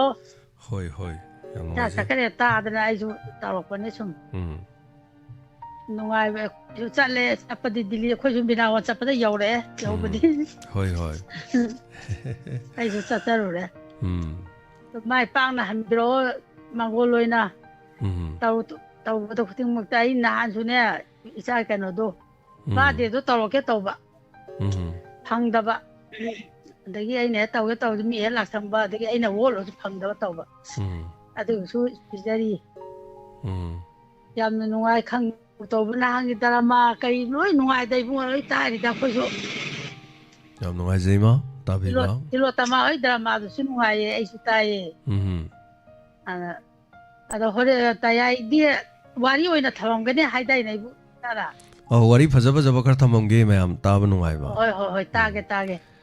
ꯇꯥꯊꯣꯛꯄꯤꯌꯨ ꯑꯗꯣ ꯇꯌꯥꯏ ꯇꯥꯗꯕꯁꯨ ꯅꯨꯡꯉꯥꯏ ꯑꯗꯨ ꯃꯍꯨꯠ ꯁꯤꯜꯂ ꯇꯥꯔ ꯂꯣꯏꯔꯦ ꯄꯨꯡ ꯑꯃꯃꯝ ꯁꯥꯡꯕ ꯋꯥꯔꯤ ꯊꯝꯃꯝꯃ ꯂꯣꯏꯔꯦ ꯅꯨꯃꯤꯠ ꯍꯨꯝꯅꯤꯒꯤꯀꯣ ꯍꯣꯏ ꯑꯗꯣ ꯇꯥꯔ ꯅꯨꯡꯉꯥꯏꯅ ꯂꯣꯏꯔꯦ ꯑꯗꯨꯝ ꯇꯥꯊꯣꯛꯄꯤꯔꯣ ꯅꯨꯡꯁꯤꯕ ꯋꯥꯔꯤ ꯃꯌꯥꯝ ꯀꯞꯁꯨ ꯀꯞꯄ ꯋꯥꯔꯤ ꯅꯨꯡꯉꯥꯏꯕ ꯅꯨꯡꯁꯤꯕ ꯏꯃꯨꯡ ꯃꯅꯨꯡꯒꯤ ꯄ꯭ꯂꯦ 3 ꯊꯝꯖꯔꯝꯒꯦ ꯃꯌꯥꯝ ꯇꯥꯅꯤ ꯑꯩꯈꯣꯏ ꯇꯥꯔꯤꯃꯤ ꯑꯗꯨꯝ ꯇꯥꯕꯗꯤ ꯁꯨꯡꯂꯦꯞ ꯂꯦꯞꯄꯣꯠꯇꯦ ꯐꯣꯟ ꯇꯧꯔꯛꯇꯕꯗꯅꯤ ꯍꯣꯏ ꯑꯗꯩ ꯄꯨꯛꯅꯤꯡ ꯋꯥꯔꯣꯜ ꯇꯥꯔꯤꯃꯤ ꯂꯣꯏ ꯇꯥꯔꯤ ꯉꯥꯛꯇꯅꯤ ꯇꯧꯔꯛꯇꯕꯩ ꯋꯥꯗꯅꯤ ꯍꯣꯏ ꯏꯆꯥ ꯆꯠꯀꯅꯤ ꯍꯥꯏꯕꯗꯨ ꯑꯩꯁꯨ ꯑꯝꯇꯗꯤ ꯇꯧꯍꯧꯒꯦꯕꯁꯦ ꯀꯨꯏꯔꯦ ꯇꯧꯗꯕꯁꯨ ꯍꯣꯏ ꯑꯗ ꯑꯝꯇ ꯇꯧꯔꯛꯄꯅꯦ ꯑꯩꯁꯨ ꯑꯗꯨꯗ ꯊꯦꯡꯛ ꯌꯨ ꯑꯩꯒꯤꯗꯤ ꯑꯩ ꯊꯕꯛꯁꯦ ꯑꯩꯅ ꯇꯧꯕ ꯊꯕꯛꯁꯦ ꯈꯤꯇꯪ ꯀꯔꯥꯏꯗꯅꯣ ꯑꯗꯨꯝ ꯈꯤꯇꯪ ꯌꯦꯠꯄ ꯈꯤꯇꯪ ꯁꯣꯏꯕ ꯈꯤꯇꯪ ꯀꯩꯅꯣꯝ ꯇꯧꯋꯦꯗꯣ ꯑꯩꯅ ꯍꯥꯏꯕꯗꯣ ꯑꯩꯒꯤ ꯇꯤꯀꯦꯠꯇꯣ ꯑꯩ ꯁꯣꯝꯗꯒꯤ ꯑꯗꯨꯝ ꯀꯛꯆꯒꯦ ꯇꯧꯕꯗꯣ ꯑꯩꯈꯣꯏ ꯄꯨꯟꯅ ꯇꯤꯀꯦꯠꯇꯣ ꯑꯗꯨꯝ ꯀꯛꯑꯦꯕ ꯉꯁꯤ ꯑꯩꯉꯣꯟꯗ ꯑꯩꯒꯤ ꯇꯤꯀꯦꯠꯇꯣ ꯊꯥꯔꯛꯄꯗ ꯑꯩ ꯆꯠꯀꯗꯕ ꯇꯤꯀꯦꯠꯇꯣ ꯐꯣꯟꯗ ꯊꯥꯔꯛꯄ ꯑꯩ ꯌꯨꯝꯅꯥꯛꯇꯣ ꯂꯥꯜ ꯂꯩꯔꯝꯃꯦ ꯑꯩ ꯌꯨꯝꯅꯥꯛꯁꯦ ꯑꯗꯨꯝ ꯂꯥꯟꯕ ꯍꯥꯏꯇꯥꯔꯦ ꯁꯥꯔꯇꯤꯐꯤꯀꯦꯠꯇ ꯏꯔꯦꯅ ꯑꯗꯨꯝ ꯂꯥꯟꯕ ꯊꯕꯛ ꯑꯃ ꯇꯧꯔꯦꯅ ꯈꯕꯔꯗ ꯍꯥꯞꯄꯦꯗꯅ ꯃꯤꯡꯁꯦ ꯍꯦꯛꯇ ꯂꯥꯟꯅꯦ ꯕꯅꯥꯟꯁꯦ ꯍꯦꯛꯇ ꯂꯥꯟꯅꯦꯕ ꯑꯗꯨꯅ ꯁꯨꯝ ꯂꯥꯟꯃꯟꯗꯅꯀꯣ ꯏꯁꯥꯁꯦ ꯑꯗꯨꯝ ꯑꯙꯥꯔ ꯄꯤꯔꯤꯅꯦꯕ ꯑꯙꯥꯔ ꯄꯤꯔꯒ ꯑꯙꯥꯔꯗꯨꯗꯒꯤ ꯌꯦꯡꯉꯒ ꯇꯤꯀꯦꯠ ꯀꯛꯑꯣꯅ ꯄꯤꯔꯒ ꯇꯤꯀꯦꯠꯇꯨ ꯀꯛꯄꯗꯣ ꯍꯩꯀ꯭ꯔꯨꯖꯝ ꯑꯅ ꯏ ꯂꯩꯔꯝꯃꯦ ꯍꯩꯀ꯭ꯔꯨꯖꯝ ꯑꯩ ꯌꯨꯝꯅꯥꯛꯇ ꯑꯩꯈꯣꯏꯗꯤ ꯍꯩꯀ꯭ꯔꯨꯖꯝ ꯅꯠꯇꯦꯕ ꯍꯩꯒꯨꯔꯨꯖꯝ ꯍꯥꯏꯕꯅꯦ ꯑꯗꯨꯅ ꯇꯤꯀꯦꯠꯇ ꯂꯥꯟꯕꯗꯨꯅ ꯍꯌꯦꯡ ꯀꯩꯁꯨ ꯅꯠꯇ꯭ꯔꯁꯨ ꯇꯤꯀꯦꯠꯇꯨ ꯃꯥꯟꯅꯗꯦ ꯑꯙꯥꯔ ꯎꯠꯂꯗꯤ ꯕꯦꯔꯥꯅꯦꯕ ꯃꯌꯥꯝ ꯑꯩꯈꯣꯏ ꯆꯠꯂꯤꯕ ꯃꯤ 24-25ꯗꯨꯗ ꯀꯅꯥꯝ ꯕꯦꯔꯥ ꯇꯧꯗ꯭ꯔꯦ ꯑꯩꯉꯣꯟꯗ ꯈꯛ ꯕꯦꯔꯥ ꯇꯧꯔꯤꯁꯤ ꯎꯔꯦꯟ ꯑꯗꯨꯝ ꯇꯧꯅꯦꯕ ꯃꯁꯦ ꯑꯩ ꯉꯁꯥꯏ ꯅꯣꯛꯈ꯭ꯔꯕꯅꯤ अदे ticket कपदुदा ngangjing da noi di namit tu di kari di yeng ai bo hai cruzam lo noi na hai cruzam tawre khabar da hape hai cruzam amada hape hai cruzam nahan gi di mana pirok podo adu sum amangi state kala academy mana phang bo kan da hai cruzam ne ire bai jam sauni nge bo ko handa ke du di moi na mana pi bage law tok podo da ina phone tawe oza ai gi ming du lalan bi ro kono ko hai cruzam ne ibiro moi khut lai bi na tor irak podo aduga nongala khabar da mo hapak padan loina hai cruzam ngak tane sum oi gi ba je certificate to oi gi ba oi ning ba hai tare hello ming amadi lai pham hai bis ama pon to dre sin na thang ga king ta bule ka di ko bin khara pon ni han ba ko gi evan tv yang bi sing amadi wa phong radio ta bi ba asin puna ma ka khung je han ba wa phong ka tang tham je gi to je ko ni si se han da tham je ni se ko gi ngarang se yam ni tha tha je ma mang da ha ta ko gi public gi warol ta ri ba social sing mai bel sing amadi yam be nok sing maru ma pang sing gi pai di kana ga do ni bi da ma sing rang wi kre ha ta ko ta ma na ha ja ta ngarang se ko gi ai kano di khang je dre do ngarang kolar ma khak na ko gi dukan de yon ba cha pot ko gi chocolate ma khak ta ko gi kano gi tin yoram gi video ngarang thakal ko do yeng gu yam ngai je ha ta re ado si gi matang gi tang na wa fa ma khak tang tham je ge ina tham je ning si ko gi chocolate hai ba simak to bu angang sing na cha ga do ri ba ko ni do na angang sing na cha ga do ko si de ko gi ngarang gi do ma na hai ba do ko gi ma na le ko ma tam do book su kai ri hai do na book su kai de na kai da pu to ka ma na han do yor ko do na ha do khan bu yam chamang na bam thao e du na ai na si gi bna ma khel na thai do tham ga kan da na hai ni se ke gi yari ba ma khai dukan da yun jang phut ki cha pu sing se ko gi angang sing se da pi ja bi gi ma ta ko gi yum da hai da yum gi hau sat bi ri ba ma bi sing na yum da cham na gum ba dum sim ma ga ha di jing kang sim bi ni khang de na ta ga tong ba ko gi sa phung gi te me am phang gi cha pu sim ya ba me am ni yaw ri ba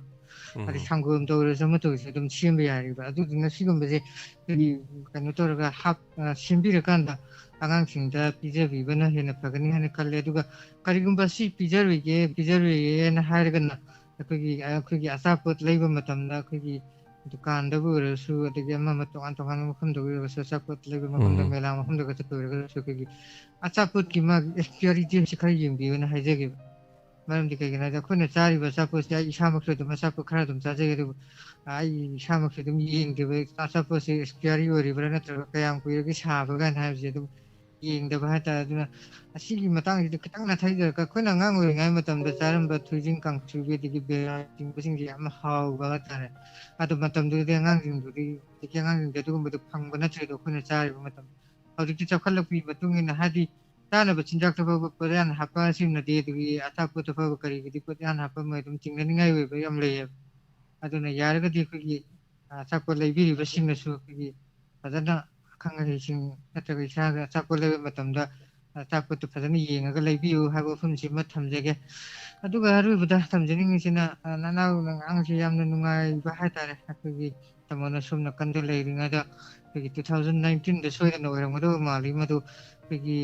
diamond के सकना रे बा थरम तो कि लेखिद्रबा कि नखोदि artist mimicry artist हाजे बतारे कि सुमंगु नेबगि थरम मख आइना सुम सोशल मीडिया चंगु थेंगा जाबाय ता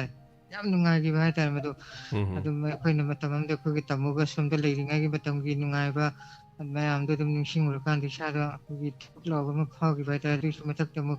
gi tamu na gi unagi ba gi adigi tamu som tamar unagi ba gi su yam thengna ba ta aduna tamu na matam de to gi ram ba contribution do ngasi ba ba dum mayik sing na dum tamu gi to gi mi ba thagak sing se mayik sing na dum kanade social media da dum lei ha ta ra dum aduna makhata na sigumba miyo sing ha tare phagi gi lam da leiba bu rasu film gi lam da leiba bu rasu adum diamond tv se me amna dum yeng na ba dik ba hong video se me sum ta ba sine na mo be bani na khoi gi ai shoi da nai matam khara gi madung de khoi gi hari ba khoi gi diamond gi sakna ra ba ha ba sigum ba se thoram se shoi da thamak ki ne ba gi thaja ba le de du ba like ra ba khoi gi sumangkur khoi gi artist asina matam du ma na khoi yauring ga to giram ba English ki pa bana ching ba kya man nungai ba kya man na ta ba phang rawi adu bu to matam du ai shu matam du radio su laira ga su ga du gum gi tharam du ta ba ya ba gi khudong ta ba du mun da set ꯌꯥꯎꯗꯕꯒꯤ ꯈꯨꯗꯣꯡꯆꯥꯗꯕ ꯃꯌꯥꯝ ꯑꯃꯗꯨꯅ ꯇꯧꯔꯛꯇ꯭ꯔꯗꯤ ꯀꯩꯅꯣ radio ꯌꯥꯗꯕꯒꯤ problem ꯃꯌꯥꯝ ꯊꯦꯡꯅꯕꯗꯨꯅ ꯇꯥꯕ ꯐꯪꯖꯍꯧꯗꯕꯗ ꯉꯔꯥꯡ ꯇꯥꯕ ꯌꯥꯝ ꯅꯨꯡꯉꯥꯏꯖꯩ ꯑꯗꯨꯒ ꯇꯥꯃꯣꯒꯤ ꯈꯣꯟꯖꯦꯜ ꯍꯥꯏꯇꯥꯔꯦ ꯑꯗꯨꯝ ꯑꯣꯟꯕ ꯂꯩꯇꯅ ꯑꯗꯨꯝ ꯍꯥꯟꯅꯒꯤ ꯍꯥꯃꯨ ꯍꯥꯃꯨ ꯑꯗꯨꯝ ꯂꯩꯔꯤ ꯍꯥꯏꯇꯥꯔꯦ ꯑꯗꯨꯒ ꯍꯌꯦꯡ ꯆꯠꯄꯤꯒꯗꯧꯔꯤꯕ ꯈꯣꯡꯆꯠꯁꯤꯁꯨ ꯃꯥꯏ ꯄꯥꯛꯅ ꯆꯠꯄ ꯉꯝꯕ ꯑꯣꯏꯕꯤꯌꯨ ꯑꯗꯨꯒ ꯅꯅꯥꯎꯒ ꯊꯃꯣꯏꯗ ꯂꯩꯖꯕ ꯍꯥꯏꯇꯥꯔꯦ ꯇꯥꯃꯣꯕꯨ ꯍꯜꯂꯛꯄꯗꯁꯨ ꯆꯠꯈꯤꯕꯗꯁꯨ ꯑꯁꯣꯏ ꯑꯉꯥꯝ ꯊꯣꯛꯇꯕ ꯀꯣꯛ ꯆꯤꯛꯇꯕ ꯅꯥꯗ ꯌꯦꯛꯇꯅ ꯀꯣꯛ ꯐꯥꯎꯕ ꯆꯤꯛꯇꯅ ꯍꯟꯕꯤꯔꯛꯑꯀꯥꯟꯗ ꯑꯩꯈꯣꯏꯒꯤ ꯑꯗꯨꯝ ꯊꯧꯔꯝ ꯇꯧꯕ ꯉꯝꯕ ꯑꯣꯏꯕꯤꯌꯨ ꯍꯥꯏꯅ ꯍꯥꯏꯖꯒꯦ ꯑꯗꯨꯒ ꯅꯨꯃꯤꯠ ꯍꯨꯝꯅꯤ ꯄꯨꯛꯅꯤꯡꯒꯤ ꯋꯥꯔꯣꯜ ꯇꯥꯔꯨꯗ꯭ꯔꯤꯁꯤꯒꯤ ꯈꯟꯕꯗ ꯑꯍꯥꯎꯕ ꯍꯤꯟꯖꯥꯡ ꯃꯊꯦꯜ ꯑꯃ ꯃꯥꯡꯖꯔꯦ ꯍꯥꯏꯕ ꯋꯥꯐꯝꯁꯤꯃ ꯊꯝꯖꯔꯒ ꯊꯥꯒꯠꯆꯔꯤ ꯑꯩ ꯑꯗꯨꯝ ꯄꯨꯛꯅꯤꯡ ꯋꯥꯔꯣꯜ ꯇꯧꯅꯅꯕ ꯍꯣꯠꯅꯖꯔꯛꯀꯦ ꯑꯗꯨꯝ ꯑꯩ ꯉꯁꯤ ꯁꯤꯁꯇꯦꯝ ꯑꯃ ꯄꯥꯟꯈꯠꯂꯒ ꯍꯥꯏꯇꯥꯔꯦ ꯑꯩ ꯑꯗꯨꯝ ꯌꯥꯔꯗꯤ ꯂꯦꯞꯇꯣꯞ ꯑꯃꯒ ꯍꯥꯏꯇꯥꯔꯦ ꯑꯩꯒꯤ ꯑꯗꯨꯝ ꯀꯝꯄ꯭ꯌꯨꯇꯔ ꯑꯃ ꯄꯨꯔ ꯃꯆꯥ ꯑꯃ ꯍꯥꯏꯇꯥꯔꯦ ꯄꯨꯔ ꯀꯩꯗꯧꯕ ꯌꯥꯒꯦꯗ ꯁꯨꯝ ꯌꯦꯡꯒꯦ ꯀꯩꯁꯨ ꯆꯠꯂꯣꯏꯗꯧꯅꯤ ꯍꯣꯇꯦꯜꯗꯒꯤ ꯉꯥꯏꯍꯥꯛꯇꯪ ꯂꯩꯕꯗ ꯁꯨꯝ ꯄꯨꯡꯈꯥꯏ ꯑꯃ ꯄꯨꯡ ꯑꯃ ꯇꯧꯕ ꯀꯩꯝꯇ ꯀꯥꯏꯕ ꯂꯩꯇꯦ ꯇꯥꯏꯃꯤꯡ ꯑꯗꯨꯝ ꯌꯦꯡꯉꯒ ꯍꯥꯏꯇꯥꯔꯦ ꯑꯩ ꯀꯔꯤꯒꯨꯝꯕ ꯈꯔ ꯁꯤꯗꯒꯤ ꯁꯦꯝ ꯁꯥꯒꯅꯤ ꯄꯣꯠ ꯆꯩ ꯈꯔ ꯍꯥꯏꯇꯥꯔꯦ ꯁꯨꯝ ꯑꯩ ꯃꯌꯥꯝ ꯄꯨꯔ ꯆꯠꯄꯗꯣ ꯁꯨꯝ ꯇꯟꯕꯒꯤ ꯊꯧꯕꯅꯤꯗ ꯖꯟꯖꯥꯟ ꯑꯣꯏꯗꯅꯀꯣ ꯌꯥꯝ ꯐ꯭ꯔꯤꯗꯒ ꯁꯨꯝ ꯕꯦꯒ ꯃꯆꯥ ꯑꯃꯇꯪ ꯄꯥꯏꯔ ꯁꯨꯝ ꯆꯠꯅꯤꯡꯕꯗꯨꯅꯤꯗ ꯑꯗꯣ ꯍꯧꯖꯤꯛꯀꯤꯗꯣ ꯄꯨꯔꯗꯤ ꯑꯃꯨꯛ ꯈꯔꯁꯨ ꯄꯨꯗ ꯌꯥꯗꯕ ꯍꯥꯏꯇꯥꯔꯦ ꯏꯚꯟ ꯀꯦꯃꯦꯔꯥ ꯑꯃ ꯀꯦꯞꯆꯔ ꯀꯥꯔꯗ ꯑꯃ ꯁꯥꯎꯟ ꯀꯥꯔꯗ ꯑꯃ ꯃꯆꯥ ꯑꯃ ꯁꯨꯝ ꯄꯨꯔ ꯆꯠꯇꯧꯗꯣ ꯑꯗꯩ ꯑꯦꯄꯜ ꯀꯝꯄ꯭ꯌꯨꯇꯔ ꯃꯆꯥ ꯑꯃ ꯍꯥꯏꯇꯥꯔꯦ ꯂꯦꯞꯇꯣꯞ ꯑꯃ ꯄꯨꯔ ꯑꯗꯨꯝ ꯆꯠꯂ ꯑꯗꯨꯝ ꯌꯥꯏꯗ ꯑꯗꯨꯝ ꯌꯥꯕꯩ ꯋꯥꯗꯤ ꯑꯗꯨꯝ ꯇꯧꯕ ꯌꯥꯏ ꯑꯗꯨꯝ ꯑꯗꯩꯗ ꯂꯤꯂꯥ ꯁꯥꯏꯅ ꯄꯨꯡꯁꯥꯟ ꯁꯥꯟꯅꯔ ꯂꯩꯔꯨꯗꯧ ꯅꯠꯇꯦꯕ ꯌꯧꯔꯅꯤ ꯌꯧꯔꯒ ꯀꯩꯗꯧꯔꯅꯤ ꯃꯔꯨꯞ ꯃꯄꯥꯡ ꯑꯗꯨꯝ ꯊꯦꯡꯅꯔꯅꯤ ꯑꯗꯒꯤ ꯍꯧꯖꯤꯛꯇꯒꯤ ꯍꯧꯔꯦ ꯆꯟꯊꯣꯏꯕꯤ ꯍꯣꯏ ꯃꯣꯏꯗ ꯂꯥꯛꯇꯕ ꯌꯥꯗꯦꯅ ꯍꯥꯏꯔꯦ ꯑꯩꯅ ꯑꯁ ꯂꯥꯛꯑꯔꯣꯏꯗꯅ ꯍꯥꯏꯕꯕꯨ ꯑꯩꯈꯣꯏ ꯕ꯭ꯔꯤꯇꯦꯟ ꯑꯃꯨꯛ ꯐꯣꯟ ꯇꯧꯁꯜꯂꯦ ꯑꯗꯩ ꯋꯥꯔꯤꯅꯤ ꯑꯗꯩ ꯏꯆꯦ ꯅꯨꯄꯥꯁꯤꯡ ꯂꯩ ꯑꯗꯒꯤ ꯃꯔꯨꯞ ꯃꯄꯥꯡ ꯃꯌꯥꯝ ꯂꯩ ꯍꯥꯏꯇꯥꯔꯦ ꯃꯌꯥꯝ ꯑꯃꯗ ꯆꯪꯗꯕꯩ ꯋꯥꯔꯧꯅꯗꯣꯏꯖꯥꯠꯅꯤ ꯑꯗꯨꯅ ꯅꯨꯡꯁꯤꯕꯤꯕꯗꯣ ꯍꯥꯏꯇꯥꯔꯦꯀꯣ ꯑꯩꯈꯣꯏꯅ ꯁꯨꯝ ꯃꯌꯥꯝꯒꯤ ꯁꯨꯝ ꯊꯕꯛ ꯇꯧꯖꯔꯨꯕꯗꯨꯅ ꯍꯥꯏꯇꯥꯔꯦ ꯏꯃꯥ ꯏꯕꯦꯜꯁꯤꯡ ꯃꯌꯥꯝꯁꯤꯗ ꯇꯧꯔꯤꯁꯤꯅꯤꯀꯣ ꯑꯗꯨꯝ ꯃꯁꯤꯗꯤ ꯑꯩꯈꯣꯏꯅ ꯁꯨꯝ ꯇꯧꯖꯔꯨꯕꯗꯨꯒꯤ ꯃꯍꯩꯅꯤ ꯍꯥꯏꯇꯥꯔꯦ ꯑꯗꯨꯒ ꯏꯅꯥꯎ ꯒꯣꯕꯤꯟ ꯍꯣꯏ ꯁꯛꯅꯥꯏꯔꯕꯗꯨ ꯑꯩ ꯆꯞ ꯂꯦꯞꯄꯒ ꯂꯩ ꯑꯩ ꯀꯅꯥꯝꯇ ꯁꯛꯅꯥꯏꯕ ꯑꯝꯇ ꯑꯩ ꯎꯅꯗꯦ ꯉꯁꯤ ꯐꯥꯎꯕ ꯍꯣꯏ ꯎꯅꯕꯗ ꯁꯤꯗꯩꯗ ꯑꯣꯖꯥ ꯙꯅꯕꯤꯔ ꯍꯣꯏ ꯑꯗꯩ ꯑꯇꯩ ꯎꯅꯔꯦ ꯏꯁꯩ ꯁꯛꯄꯒꯤ ꯈꯔ ꯇꯧꯔꯦꯀꯣ ꯑꯩ ꯁꯦꯝꯗ꯭ꯔꯤꯕ ꯑꯗꯣ ꯍꯟꯗꯛ ꯑꯩ ꯄꯣꯠ ꯆꯩ ꯈꯔ ꯁꯨꯝ ꯂꯥꯡꯁꯜꯂꯤ ꯍꯦꯛ ꯐꯝꯕ ꯁꯤꯗ ꯁꯦꯝꯕ ꯍꯥꯏꯁꯦ ꯁ꯭ꯇꯨꯗꯤꯑꯣꯒꯤ ꯃꯅꯤꯡꯒꯥꯏꯁꯦ ꯈꯔꯁꯨ ꯁꯦꯝꯒꯦꯅ ꯈꯟꯕꯅꯤ ꯅꯍꯥꯟ ꯑꯃꯨꯛ ꯍꯤꯁꯥꯞ ꯀꯩꯀꯩ ꯂꯣꯏ ꯄꯥꯊꯣꯛꯎꯔꯀꯥꯟꯗ ꯁꯣꯝ ꯁꯥꯏꯗꯇ 50,000 ꯑꯃ ꯆꯪꯅꯤ ꯁꯣꯝꯗ 50 ꯑꯃ ꯆꯪꯅꯤ ꯁꯣꯝꯗ ꯑꯗꯨꯝ ꯆꯪꯅꯦꯅ ꯇꯧꯔꯛꯄꯗꯩꯀꯣ ꯑꯁ ꯉꯥꯏꯈꯣ ꯁꯤꯗꯤ ꯑꯗꯨꯝ ꯈꯔ ꯂꯩꯔꯒ ꯑꯃꯨꯛ ꯇꯧꯔꯒꯦꯅ ꯑꯃꯨꯛ ꯇꯣꯛꯄꯅꯤ ꯑꯗꯨ ꯇꯧꯗꯣꯔꯦ ꯁꯣꯏꯗꯅꯃꯛꯀꯤ ꯑꯩ ꯂꯥꯟꯁꯨ ꯂꯩꯕꯅꯤꯅꯀꯣ ꯃꯌꯥꯝꯅ ꯑꯥꯔꯇꯤꯁꯁꯤꯡꯁꯤ ꯎꯅꯕꯁꯦ ꯑꯇꯩ ꯆꯦꯅꯦꯜꯗꯁꯨ ꯌꯥꯝ ꯎꯅꯩ ꯑꯗꯣ ꯑꯩ ꯑꯗꯨꯝ ꯇꯞꯅ ꯇꯞꯅ ꯍꯧꯖꯔꯛꯀꯦ ꯑꯗꯨꯒ ꯌꯥꯝ ꯅꯨꯡꯉꯥꯏꯔꯕ ꯍꯥꯏꯇꯥꯔꯦ ꯍꯥꯏꯗꯣꯔꯣ ꯁ꯭ꯇꯥꯏꯜ ꯈꯔꯗꯤ ꯑꯩ ꯇꯧꯒꯦꯅ ꯈꯜꯂꯦ ꯍꯥꯏꯇꯥꯔꯦ ꯃꯌꯥꯝ ꯅꯨꯡꯉꯥꯏꯅꯕ ꯑꯗꯨꯝ ꯍꯣꯠꯅꯖꯔꯛꯀꯦ ꯃꯄꯨꯅ ꯄꯤꯅꯕꯤꯕ ꯑꯣꯏꯁꯅꯨ ꯍꯜꯂꯣ ꯃꯤꯡ ꯑꯃꯗꯤ ꯂꯩꯐꯝ ꯍꯥꯏꯕꯤꯁꯤ ꯍꯜꯂꯣ ꯁꯤꯡꯖꯃꯩꯗꯒꯤ ꯁꯣꯕꯤꯇꯥꯅꯤ ꯏꯄ꯭ꯋꯥ ꯐꯣꯟ ꯇꯧꯗꯕ ꯌꯥꯝ ꯀꯨꯏꯔꯦ ꯏꯄ꯭ꯋꯥꯒꯤ ꯁꯤꯗ ꯇꯥꯕꯗꯤ ꯑꯗꯨꯝ ꯇꯥꯕ ꯗꯦꯕ ꯀꯔꯃ ꯈꯔ ꯌꯥꯝꯕꯁꯤꯅ ꯍꯜꯂꯛꯑꯒ ꯑꯣꯏꯅ ꯇꯥꯔꯦ ꯑꯗꯣ ꯍꯌꯦꯡꯒꯤꯁꯦ ꯏꯄ꯭ꯋꯥꯒꯤ ꯍꯦꯄꯤ ꯖꯔꯅꯤ ꯑꯣꯏꯕꯤꯌꯨ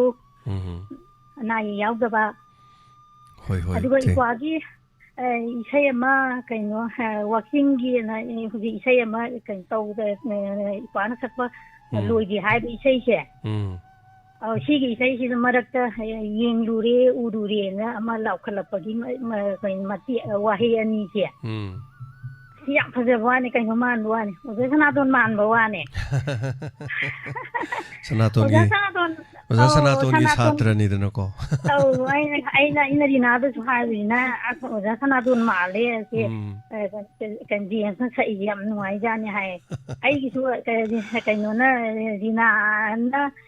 ꯂꯩꯔꯤꯉꯩ ꯏꯆꯥꯅꯨꯄꯥ ꯑꯇꯣꯝꯕꯅꯦꯕ ꯑꯍꯟꯁꯦ ꯑꯣꯖꯥ ꯁꯅꯥꯇꯣꯟꯒꯤ ꯁꯥꯇ꯭ꯔꯅꯦꯕ ꯑꯗꯩꯗ ꯑꯣꯖꯥ ꯁꯅꯥꯇꯣꯟꯅ ꯁ꯭ꯇꯦꯖꯗꯒ ꯄꯨꯊꯣꯛꯄꯤꯔꯝꯃꯦ ꯑꯗꯣ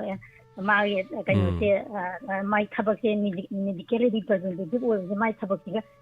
ꯐꯔꯛ ꯇꯥꯅꯗꯅ ꯑꯗꯨꯝ ꯇꯣꯛꯈꯤꯑꯕ ꯀꯩꯅꯣꯅ ꯑꯣꯖꯥ ꯁꯅꯥꯇꯣꯟꯅ ꯄꯨꯗꯅ ꯁ꯭ꯇꯦꯖꯗꯒ ꯌꯥꯝ ꯁꯛꯑꯝꯃꯦꯗ ꯑꯩꯁꯨ ꯏꯆꯥꯅꯨꯄꯥꯁꯦ ꯌꯨꯝꯗꯕꯨ ꯂꯩꯔꯗꯤ ꯑꯗꯨꯝ ꯂꯥꯎꯗꯅ ꯑꯗꯨꯝ ꯁꯛꯑꯦ ꯁꯅꯥꯇꯣꯟ ꯏꯁꯩꯁꯦ ꯑꯗꯩꯗ ꯑꯩꯅꯅꯦ ꯑꯁ ꯏꯄ꯭ꯋꯥꯈꯩꯁꯦ ꯑꯣꯖꯥꯒꯤ ꯃꯈꯣꯟꯁꯦ ꯌꯥꯝ ꯃꯥꯜꯂꯦ ꯑꯩꯅ ꯈꯜꯂꯤꯅ ꯄꯨꯛꯅꯤꯡ ꯋꯥꯔꯧꯕꯁꯦ ꯑꯣꯖꯥꯗꯣ ꯇꯥꯔꯝꯃꯗꯤ ꯐꯅꯤꯗ ꯀꯥꯏꯅ ꯈꯜꯂꯤꯅꯦꯕꯀꯣ ꯑꯗꯣ ꯌꯥꯝ ꯐꯖꯩꯌే ꯑꯗꯣ ꯃꯇꯦꯛ ꯑꯅꯤꯗꯨꯅꯦ ꯑꯩꯅ ꯌꯥꯝ ꯉꯥꯎꯖꯔꯤꯁꯦ ꯏꯄ꯭ꯋꯥꯒꯤꯁꯦ ꯑꯗꯣ ꯌꯥम ꯐꯖꯩꯌꯦ ꯑꯗꯣ ꯏꯄ꯭ꯋꯥꯅ ꯊꯣꯛꯂꯛꯑꯀꯥꯟꯗ ꯏꯁꯩꯁꯦ ꯁꯤꯝꯇꯪ ꯈꯤꯇꯪ ꯊꯨꯅ ꯂꯣꯏꯁꯟꯕꯤꯌꯣ ꯑꯩ ꯍꯥꯏꯖꯅꯤꯡꯉꯤꯕ ꯍꯣꯏ ꯏꯆꯦ ꯁꯣꯏꯗꯅ ꯂꯣꯏꯁꯟꯒꯦ ꯍꯣꯏ ꯌꯥꯝ ꯅꯨꯡꯉꯥꯏꯖꯔꯦ ꯌꯥꯝ ꯅꯨꯡꯉꯥꯏꯖꯔꯦ ꯌꯥꯝ ꯅꯨꯡꯉꯥꯏꯌꯦ ꯇꯌꯥꯏ ꯑꯗꯨꯝ ꯇꯥꯔꯤ ꯃꯌꯥꯝꯁꯨ ꯇꯌꯥꯏ ꯑꯗꯨꯝ ꯇꯥꯕꯤꯌꯨ ꯑꯩꯗꯤ ꯁꯦꯔꯤꯌꯦꯜꯁꯦ ꯀꯩꯅꯣꯗꯒꯤ ꯏꯄ꯭ꯋꯥꯒꯤ ꯁꯦꯔꯤꯁꯦ 1 ꯗꯒꯤ ꯇꯥꯔꯛꯏꯅꯦ ꯉꯁꯤ ꯐꯥꯎꯕ ꯇꯥꯔꯤꯁꯦ ꯑꯗꯨꯅ ꯃꯌꯥꯝꯁꯨ ꯊꯥꯕꯤꯌꯨ ꯏꯄ꯭ꯋꯥꯁꯤ ꯌꯥꯝ ꯅꯨꯡꯁꯤꯕꯅꯤ ꯃꯕꯨꯛꯁꯨ ꯌꯥꯝ ꯐꯕꯅꯤ ꯃꯌꯥꯝꯅꯕꯨ ꯍꯦꯟꯅ ꯈꯪꯅꯔꯝꯒꯅꯤ ꯑꯗ ꯏꯄ꯭ꯋꯥꯒꯤ ꯏꯃꯥ ꯃꯌꯥꯝꯁꯨ ꯏꯀꯣꯛ ꯅꯣꯟꯖꯔꯤ ꯏꯃꯥ ꯃꯌꯥꯝꯅ ꯄꯤꯕ ꯃꯪꯒꯣꯜꯁꯦ ꯌꯥꯝ ꯂꯦꯝꯅ ꯃꯥꯡꯉꯣꯏꯅ ꯑꯩꯅ ꯈꯟꯖꯩ ꯑꯗꯨ ꯌꯥꯝ ꯅꯨꯡꯁꯤ ꯏꯄ꯭ꯋꯥꯒꯤ ꯏꯃꯥ ꯃꯌꯥꯝꯁꯤꯁꯨ ꯑꯗꯣ ꯍꯣꯏ ꯅꯨꯡꯉꯥꯏ ꯌꯥꯏꯐꯕ ꯇꯦꯛꯇ ꯀꯥꯏꯗꯅ ꯃꯌꯥꯝꯒꯤ ꯁꯦꯕꯥ ꯇꯦꯛꯇ ꯀꯥꯏꯗꯅ ꯇꯧꯕ ꯑꯗꯨꯝ ꯑꯣꯏꯕꯤꯌꯨ ꯁꯤ ꯍꯥꯏꯔ ꯊꯝꯖꯔꯒꯦ ꯏꯄ꯭ꯋꯥ ꯊꯥꯒꯠꯆꯔꯤ ꯏꯆꯦ ꯊꯦꯡꯛ ꯌꯨ ꯁꯣ ꯃꯆ ꯊꯥꯒꯠꯆꯔꯤ ꯕꯨꯙꯤꯄꯇꯤ ꯍꯤꯗꯥꯝ ꯁꯦꯀꯦꯟ ꯇꯥꯈꯤꯕ ꯂꯤꯂꯥꯗꯣ ꯊꯝꯕꯥꯜꯈꯣꯡꯗ ꯂꯥꯟ ꯍꯧꯕ ꯅꯨꯃꯤꯠꯇ ꯌꯦꯡꯍꯧꯏ ꯑꯁ ꯆꯨꯝꯃꯦ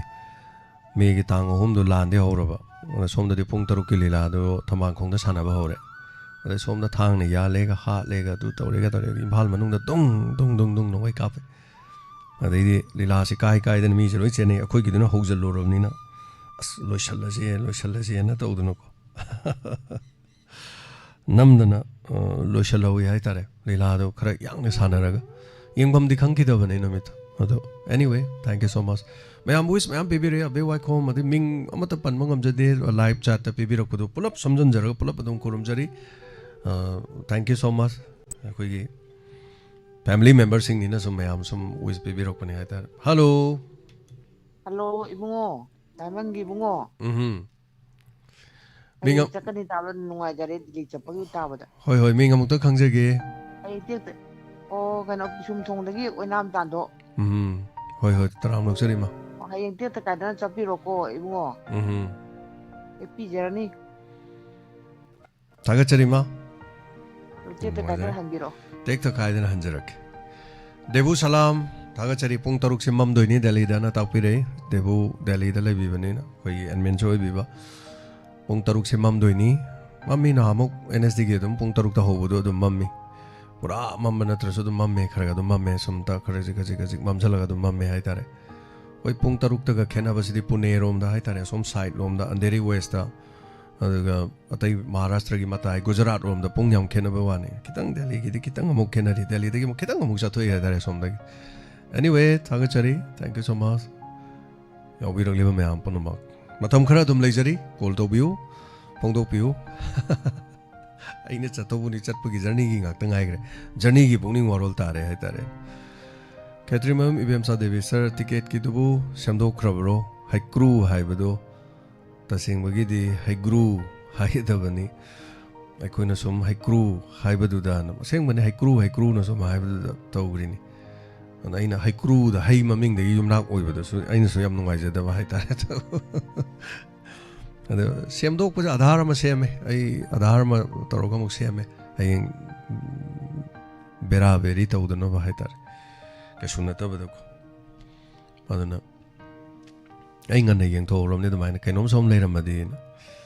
ꯑꯗꯨꯃꯥꯏꯅ ꯍꯥꯏꯇꯥꯔꯦ ꯊꯥꯒꯠꯆꯩ ꯌꯥꯝ ꯅꯨꯡꯉꯥꯏꯖꯩ ꯑꯩꯒꯤ ꯏꯆꯤꯜ ꯏꯅꯥꯎꯁꯤꯡ ꯇ꯭ꯔꯦꯟ ꯇꯣꯡꯉꯒ ꯁꯐꯔ ꯍꯧꯖꯤꯛ ꯆꯠꯄ ꯃꯣꯏꯒꯤꯁꯦ ꯍꯥꯏꯇꯥꯔꯦ ꯑꯗꯣ ꯃꯃꯥꯡ ꯑꯃ ꯆꯠꯈꯤꯕꯗꯨꯗꯤ ꯑꯩꯅ ꯑꯗꯨꯃꯥꯏꯅ ꯀꯩꯅꯣ ꯇꯧꯈꯤ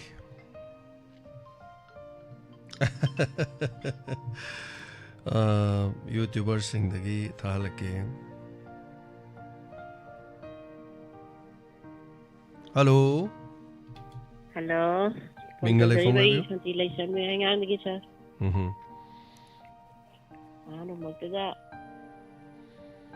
ꯁꯥꯔꯒꯤ ꯍꯌꯦꯡꯁꯤ ꯇꯧꯖꯔꯒꯦ ꯇꯧꯕꯅꯦ ꯑꯗꯣ ꯉꯔꯥꯡ ꯅꯍꯥꯟꯗꯁꯨ ꯐꯪꯕꯅꯤꯅ ꯉꯔꯥꯡ ꯂꯦꯞꯄꯦ ꯑꯗꯣ ꯉꯁꯤꯗꯤ ꯍꯣꯏ ꯃꯦꯗꯥꯝ ꯌꯥꯝ ꯇꯣꯏꯅ ꯍꯦꯛ ꯇꯧꯕꯁꯨ ꯌꯥꯝꯅ ꯍꯦꯛ ꯅꯨꯡꯉꯥꯏꯇꯕꯅꯤ ꯈꯔ ꯒꯦꯞ ꯂꯩꯔ ꯍꯦꯛ ꯇꯧꯕꯁꯨ ꯍꯦꯛ ꯅꯨꯡꯉꯥꯏꯕꯅꯤ ꯀꯩꯁꯨ ꯀꯥꯏꯗꯦ ꯑꯗꯨꯕꯨ ꯋꯤꯁ ꯄꯤꯕꯤꯔꯛꯄꯅꯤ ꯆꯠꯄꯒꯤ ꯋꯤꯁ ꯄꯤꯅꯤꯡꯗꯅ ꯇꯧꯖꯔꯛꯄꯅꯦ ꯃꯇꯝ ꯈꯔꯗꯤ ꯂꯩꯒꯦ ꯈꯟꯕꯗ ꯍꯌꯦꯡꯗꯣ ꯇꯧꯒꯗꯕꯗꯣ ꯍꯌꯦꯡꯁꯦ ꯐꯪꯗꯧ ꯃꯥꯟꯗ꯭ꯔꯦ ꯁꯥꯔ ꯑꯗꯨ ꯉꯁꯤ ꯇꯧꯖꯔꯛꯄꯅꯦ ꯀꯩꯁꯨ ꯀꯥꯏꯗꯦ ꯊꯥꯒꯠꯆꯩ ꯁꯥꯔꯒꯤ ꯖꯔꯅꯤꯒꯤꯗꯃꯛ ꯌꯥꯏꯐꯕ ꯅꯨꯡꯉꯥꯏꯕ ꯇꯦꯛꯇ ꯀꯥꯏꯗꯕ ꯄꯨꯟꯁꯤꯕ ꯅꯨꯡꯁꯥꯡꯕ ꯑꯁꯣꯏ ꯑꯉꯥꯝ ꯌꯥꯎꯗꯕ ꯍꯥꯏꯗꯣ ꯍꯥꯟꯅ ꯁꯥꯔꯗ ꯊꯧꯅꯤꯖꯔꯤ ꯑꯗꯨꯒ ꯍꯧꯖꯤꯛꯀꯤ ꯀꯣꯂꯔ ꯑꯃꯅ ꯗꯥꯏꯃꯟꯒꯤ ꯏꯕꯨꯡꯉꯣ ꯍꯥꯏꯕꯗꯣ ꯑꯩꯗꯤ ꯑꯁ ꯀꯩꯅꯣꯅꯦ ꯇꯧꯔꯤꯁꯤꯕꯣ ꯁꯥꯔꯁꯨ ꯗꯥꯏꯃꯟ ꯄꯨꯔꯥ ꯗꯥꯏꯃꯟ ꯑꯣꯟꯊꯣꯛꯈ꯭ꯔꯦꯅ ꯇꯧꯔꯤꯁꯦ ꯈꯜꯂꯤꯅꯦ ꯁꯥꯔꯁꯦ ꯗꯥꯏꯃꯟ ꯑꯣꯜꯂꯦꯕ ꯁꯥꯔꯁꯦ ꯍꯧꯖꯤꯛ ꯉꯥꯜꯂꯒ ꯂꯩꯕꯅꯤꯅꯀꯣ ꯃꯦꯗꯥꯝ ꯁꯥꯟꯇꯤ ꯑꯩ ꯊꯥꯒꯠꯄꯤꯒꯅꯨ ꯑꯩ ꯊꯥꯒꯠꯄ ꯇꯥꯕ ꯅꯨꯡꯉꯥꯏꯇꯦ ꯃꯤꯅ ꯅꯠꯇꯦ ꯀꯩꯅꯣꯒꯤꯅꯦ ꯍꯧꯖꯤꯛꯀꯤ ꯀꯣꯂꯔ ꯑꯃꯅ ꯍꯥꯏꯒꯤꯗꯣ ꯗꯥꯏꯃꯟ ꯑꯣꯜꯂꯦ ꯍꯥꯏꯕ ꯍꯥꯏꯖꯔꯁꯅꯨ ꯑꯃꯨꯛ ꯃꯗꯨ ꯑꯗꯨꯝ ꯍꯥꯏꯔꯒꯨꯝꯁꯦꯕ ꯑꯩꯈꯣꯏ ꯃꯁꯦꯟꯗꯤ ꯁꯨꯝ ꯄꯪꯊꯥ ꯊꯥꯒꯠꯅꯕ ꯋꯥꯅꯤ ꯅꯧꯅꯧꯕ ꯃꯤꯅ ꯇꯥꯕꯗꯗꯤ ꯑꯁ ꯃꯉꯣꯟꯗ ꯁꯨꯝ ꯊꯥꯒꯠꯂꯛꯑꯦꯅ ꯏꯃꯥ ꯍꯥꯏꯗꯣꯏꯅꯤ ꯃꯌꯥꯝꯅ ꯄꯤꯕ ꯕꯣꯔ ꯂꯦꯝꯅ ꯐꯪꯕ ꯑꯣꯏꯕꯤꯌꯣ ꯁꯥꯔ Tagachari. Thank you. Nuajare. Takpirapoko. Tagachari. Wandi. Punamak pukai kono happy journey, happy journey. Tagachari Kiran Kuigi Yandrembam Tamo Ojenta da James Ki Hangam Rax the shooting of Matosiro and Hare Delhi the Lebiba Mapan the Lebiba now Kiran was Azenta Sigi Ainu Uchariba Sang Bangam, Si Hangam Gataneva, Sigi Maraktani to Si Pukri Lake, Sigi Amuba, Labum Lace, Si the Neva in a Samgo Kaga Sarokan Saraga. तुझे देखा तो ये जाना सन मन photo का पगा photo तो तारम देना सम कक थलोर कान अदु मफम दुनी से उसे पाई पाई उली से उसे तिंगरंग नान याम फजाओ रे थैंक यू सो मच थागचरी हेलो मिंग अमदि लाइफ फ्रॉम हाबिसी हेलो सारै कारों सारमनि मेम वै कारों दो गेनो बि इदे मंगो वै सार हैप्पी जर्नी वो बियो सा होय होय थागचरी ता छोय जंगाम दे यौ बिरो दुगा छोय ngam याव दे टिक त काय मुक थुने योरगा कोई मैंगी पुकनिंगी वारोंजे थुने याना मुक ताब फंगजेगी सा इंस्पेक्टर तयाई ते वारी में हम हाई तरे निको मी ताबी दब कोई फैमिली में हम सगी तापियो इंस्पेक्टर तयाई जी थाना बहुत थममने हाबनी न कछुवाद्रे पुकनिंगी वारो छ अत दिल्ली फम लोरे त का मनुंग द फम गइन हेलो तरो दुम तौरा दौनी त फोन दु साइ थांगल साइ the Microphone am napag mayam na ngang sa tahala lo ito. Sana ko yung da lai bo ji TV da yeng aga phone da taw ko ji phone di da muk do di da muk ta ho lo drai na muk. Phone nai do. Mane madam. Nam mai ji. Adu na sa chocolate ki wai do ko from da ju chocolate ti na ta ba ko gi hai mahi tara pi ba bok to. ꯑꯗꯨꯒꯤ ꯗꯨꯗꯁꯨ ꯍꯧꯖꯤꯛꯀꯤ ꯀꯩꯅꯣꯁꯦ ꯄꯣꯠꯁꯦ ꯌꯥꯎꯔꯝꯃꯦꯕꯀꯣ ꯑꯗꯨꯅ ꯑꯩꯈꯣꯏꯒꯤ ꯏꯃꯥꯟꯅꯕ ꯑꯃꯅ ꯊꯦꯡꯅꯕ ꯑꯗꯨꯅ ꯃꯥꯗꯤ ꯍꯧꯖꯤꯛ ꯁꯨꯃꯥꯏꯅ ꯆꯦꯅ ꯌꯣꯝꯁꯤꯟꯕ ꯕꯣꯛꯁꯦ ꯃꯥꯗꯤ ꯁꯨꯡꯊꯛ ꯊꯛꯎ ꯌꯥꯗ꯭ꯔꯦꯕ ꯂꯤꯛꯂꯤ ꯑꯩꯈꯣꯏꯒꯤ ꯂꯤꯛꯂꯤꯗ ꯃꯁꯛ ꯎꯕꯗꯨ ꯅꯠꯇ꯭ꯔꯒꯗꯤ ꯀꯩꯅꯣꯗꯤ ꯃꯥꯗꯤꯅ ꯀꯩꯅꯣꯗ ꯄꯥꯏꯞꯇ ꯇꯧꯔꯒ ꯆꯤꯡꯉꯒ ꯁꯨꯝ ꯊꯛꯄꯗꯨꯗ ꯀꯔꯤꯅꯣꯅꯦ ꯏꯐꯨꯟ ꯐꯨꯜꯂꯦ ꯂꯥꯎ ꯌꯥꯗꯦꯅꯀோ 세가래 세가래가 목도 세가래 연간에 거기 먹방제 다 살라가 거기 뿌어서 링링 ጨngay lên 뭐하니 madu khandana ne khoi di sungtak hek tak sadrabani chemical madu sungmagi mayam se urubadane as hai mahi gi flavor hai tare haino hairaga haino gi flavor du ne haino mayam chap khairaga haino amun mado adu dagi mahi mayam do lowraga haino du semak panatte aduna pura haino du gi flavor du adu dai du da toro chemical toro chini thit paneba chini je padana ising doroga thit pane mai process song ti yeng bi youtube to ga yaw bani ko maya kamaina mango maza je kamaina sem ge ga no kadum yeng bi hai mahi jing chini mahi ne chini mahi du da artificial kano je color je mo ha pane haino machu je mu sang ne na adu go mo haino gi manam nam na ba flavor je sem ne chemical toroga adu sem ka haino manam nam hala ka chini ge athum do adu athum du da ngasai flavor du ga toro mayam jine ching na thak pane yam seng na ha di hai mahi je chini thilaga rang sang ga thak pane haino gi aseng ba haino du dagi mahi du san me tho thamaga natte khandane yeng bi ne ngasi haino mun ba ma khona smaina me khai raga mahi ke yam sung ya gen madu bo khona bottle am de sing hai raga haino mahi ne thai do suna natte adu na ngasai gi haino du sumeng khalaji glass ta ha peng khalaji haino met pa do khoi haino me la sai ko haino met pa do hujik thamaga hayeng nongala cha ya bran pumam duine adu ngasai maza du sahi ke ano leira khoina sahi ani leira ga so khoin thai ata pumdana po che myam ha pe chemical preservative additive myam yawi hai tare adu nani masu myam je loi avoid to biro don hai tare marak thacha bani thaga jari me da matai kare happening batapiu ana cha tu ji sar gi lila don du khak tara tai party tai ju ta tu tai dol chaloi khoi party khak ta ni sahi amamong gi dol party amamong khalli aduna sar gi daw ya bai wane ba sar gi party na cha tu ji ai yorok padi gi mangarak dumai di suru male ado mari marak sure ba ado 2015 dagi amuk adumai na mukhan ba 18 da muk kolkata da muk chat ba sumaina adagi de muk 19 da muk dimapur da muk chat ba mafam hong ye hai tare sumai chum hong ga adagi amuk delhi da muk sumaina adagi de muk kolkata da muk ꯃꯐꯝꯁꯦ ꯍꯣꯡꯉ ꯇꯧꯕꯅꯤ ꯍꯟꯗꯛ ꯑꯃꯨꯛ ꯗꯦꯜꯂꯤꯗ ꯑꯃꯨꯛ ꯇꯥꯁꯜꯂꯛꯄꯅꯤ ꯍꯥꯏꯇꯥꯔꯦ ꯌꯥꯝ ꯅꯨꯡꯉꯥꯏꯖꯔꯦ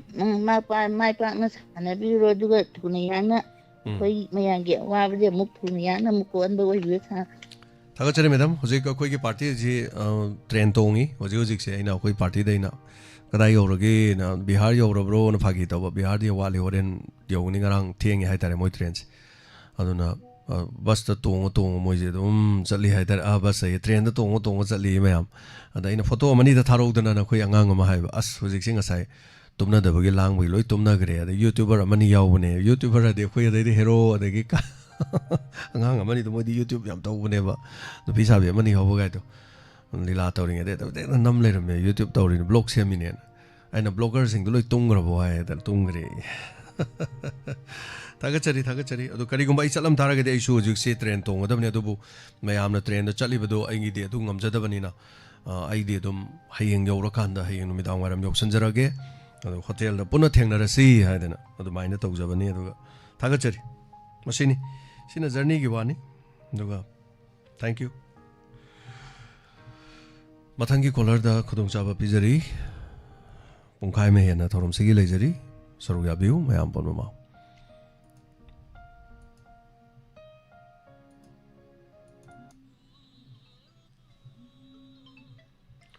Hello.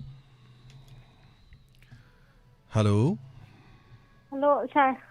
Sintamin hofsa tikam bhela ka tagi. Nausa tabiyo kare habe ningi. Oh, sir, do happy journey na haye na taurakpa. Haige na taurakpa haidi haidriba. Harabane. Sapta thagrabane. Hoi fagi tawni habiyo makha kari habe ningba. ꯑꯗꯒꯤ ꯁꯥꯒꯤ ꯊꯧꯔꯝꯁꯤꯡꯁꯦ ꯂꯣꯏꯅ ꯅꯨꯡꯉꯥꯏꯌꯦ ꯑꯗꯣ ꯑꯩꯈꯣꯏꯒꯤ ꯑꯉꯥꯡ ꯑꯣꯏꯔꯤꯀꯥꯟꯗ talent ꯇꯧꯈꯤꯕ ꯃꯌꯥꯝꯁꯤꯡꯗꯨꯁꯨ ꯁꯨꯝ ꯅꯤꯡꯁꯤꯡꯍꯜꯂꯦ ꯃꯊꯪꯅ ꯀꯔꯤ ꯎꯠꯄ ꯃꯊꯪꯅ ꯀꯔꯤ ꯇꯧꯕ ꯍꯥꯏꯕꯗꯤ ꯑꯗꯨꯒꯨꯝꯕꯁꯤꯡꯗꯣ ꯑꯉꯥꯡꯗꯧꯅ ꯋꯥꯈꯜꯁꯦ ꯑꯗꯨꯝ ꯑꯣꯟꯊꯣꯛꯍꯜꯂꯦ ꯍꯥꯏꯇꯥꯔꯦ ꯃꯥꯅꯤ ꯋꯥꯈꯜꯅ ꯅꯨꯡꯉꯥꯏꯔꯗꯤ ꯂꯣꯏꯅ ꯅꯨꯡꯉꯥꯏꯗꯣꯔꯤꯕꯅꯤ ꯀꯣ ꯋꯥꯈꯜ ꯅꯨꯡꯉꯥꯏꯇ꯭ꯔꯗꯤ ꯁꯅꯥ ꯂꯨꯄꯥ ꯄꯤꯛꯊꯅ ꯂꯩꯔꯁꯨ ꯁꯦꯜ ꯂꯩꯔꯁꯨ ꯋꯥꯈꯜ ꯅꯨꯡꯉꯥꯏꯇ꯭ꯔꯗꯤ ꯂꯥꯡꯇꯛꯅꯗꯣꯔꯤꯕꯅꯤ ꯑꯦꯟꯖꯥꯏꯇꯤ ꯅꯥꯗꯣꯔꯤꯕꯅꯤ ꯍꯥꯏꯕꯤꯌꯨ ꯃꯈꯥ ꯍꯥꯏꯕꯤꯌꯨ ꯆꯟ ꯍꯣꯏ ꯑꯗꯨꯃꯥꯏꯅ ꯀꯩꯅꯣ ꯇꯧꯋꯤ ꯑꯗꯨꯒ ꯅꯍꯥꯟ ꯋꯥꯔꯤ ꯂꯥꯏꯔꯤꯛ ꯅꯤꯔꯃꯂꯥꯒ ꯄꯨꯁꯄꯔꯥꯅꯤꯒ ꯇꯧꯕꯗꯨꯁꯨ ꯑꯩꯗꯤ ꯅꯣꯛꯄꯗ ꯂꯣꯏꯔꯦ ꯃꯣꯏꯗꯨꯕꯨ ꯀꯃꯥꯏꯅ ꯍꯥꯏꯗꯤ ꯍꯥꯟꯅ ꯏꯊꯣꯛ ꯆꯥꯜꯂ ꯃꯁꯥꯒꯤ ꯇꯦꯂꯦꯟ ꯈꯨꯗꯛꯀꯤ ꯑꯣꯏꯕ ꯖꯥꯠꯂ ꯁꯤꯅꯤ ꯑꯩꯅ ꯀꯗꯥꯏꯗꯒꯤ ꯑꯝꯇ ꯏ ꯄꯣꯟꯇꯦꯗ ꯂꯣꯏꯅ ꯃꯃꯥꯡꯗ ꯐꯣꯟꯗ ꯌꯦꯡ ꯇꯥꯔꯒꯗꯤ ꯈꯪꯅꯤ ꯃꯣꯏ ꯆꯦ ꯄꯥꯏꯕ꯭ꯔꯥ ꯌꯦꯡꯉꯣ ꯆꯦꯒ ꯑꯝꯇ ꯄꯥꯏꯗꯕꯅꯤ ꯍꯣꯏ ꯌꯥꯝ ꯍꯩꯕ ꯋꯥꯅꯤ ꯍꯣꯏ ꯑꯗꯨ ꯍꯥꯏꯒꯦꯅ ꯇꯧꯔꯛꯄꯅꯦ ꯁꯥꯔ ꯊꯦꯡꯛ ꯌꯨ ꯍꯣꯏ ꯊꯥꯒꯠꯆꯔꯤ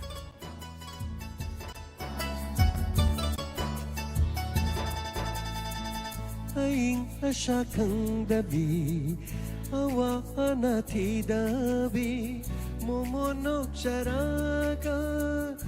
ꯄꯦꯟꯖꯕꯤꯅꯤ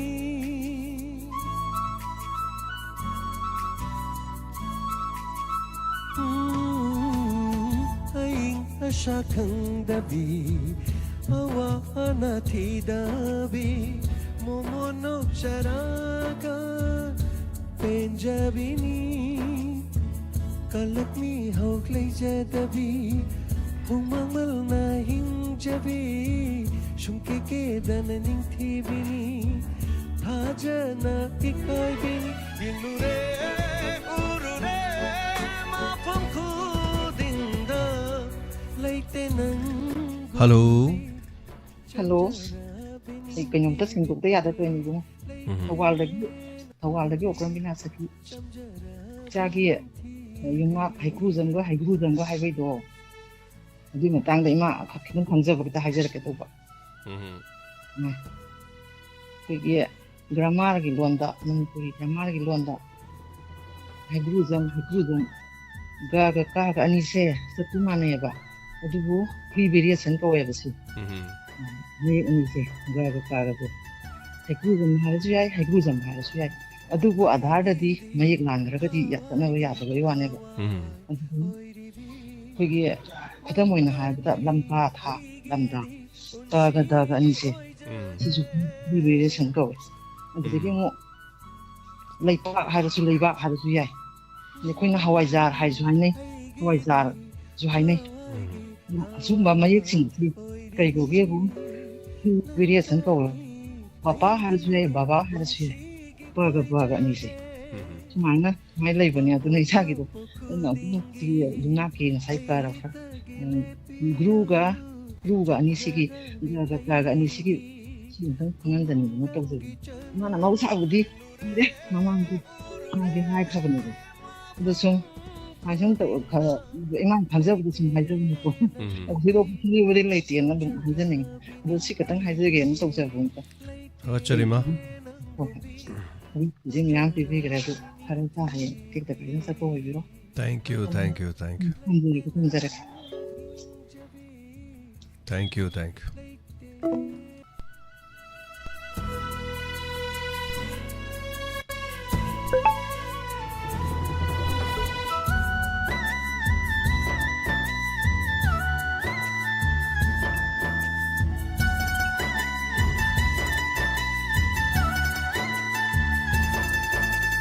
ꯑꯩꯒꯤꯗꯤ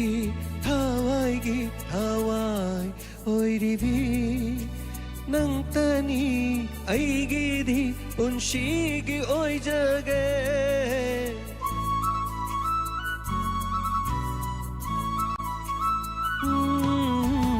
ꯑꯩꯒꯤꯗꯤ ꯊꯋꯥꯏꯒꯤ ꯊꯋꯥꯏ ꯑꯣꯏꯔꯤꯕꯤ ꯅꯪꯇꯅꯤ ꯑꯩꯒꯤꯗꯤ ꯄꯨꯟꯁꯤꯒꯤ ꯑꯣꯏꯖꯒꯦ ꯃꯄꯣꯛ ꯈꯨꯗꯤꯡꯒꯤ ꯑꯩꯇꯒꯤ ꯂꯦꯞꯄꯤꯌꯨ ꯆꯝꯖꯔꯕꯤ ꯑꯩꯒꯤ ꯈꯨꯡꯒꯪꯒꯤ ꯆꯅꯨ ꯌꯦꯡꯂꯨꯔꯦ ꯎꯔꯨꯔꯦ ꯃꯐꯝ ꯈꯨꯗꯤꯡꯗ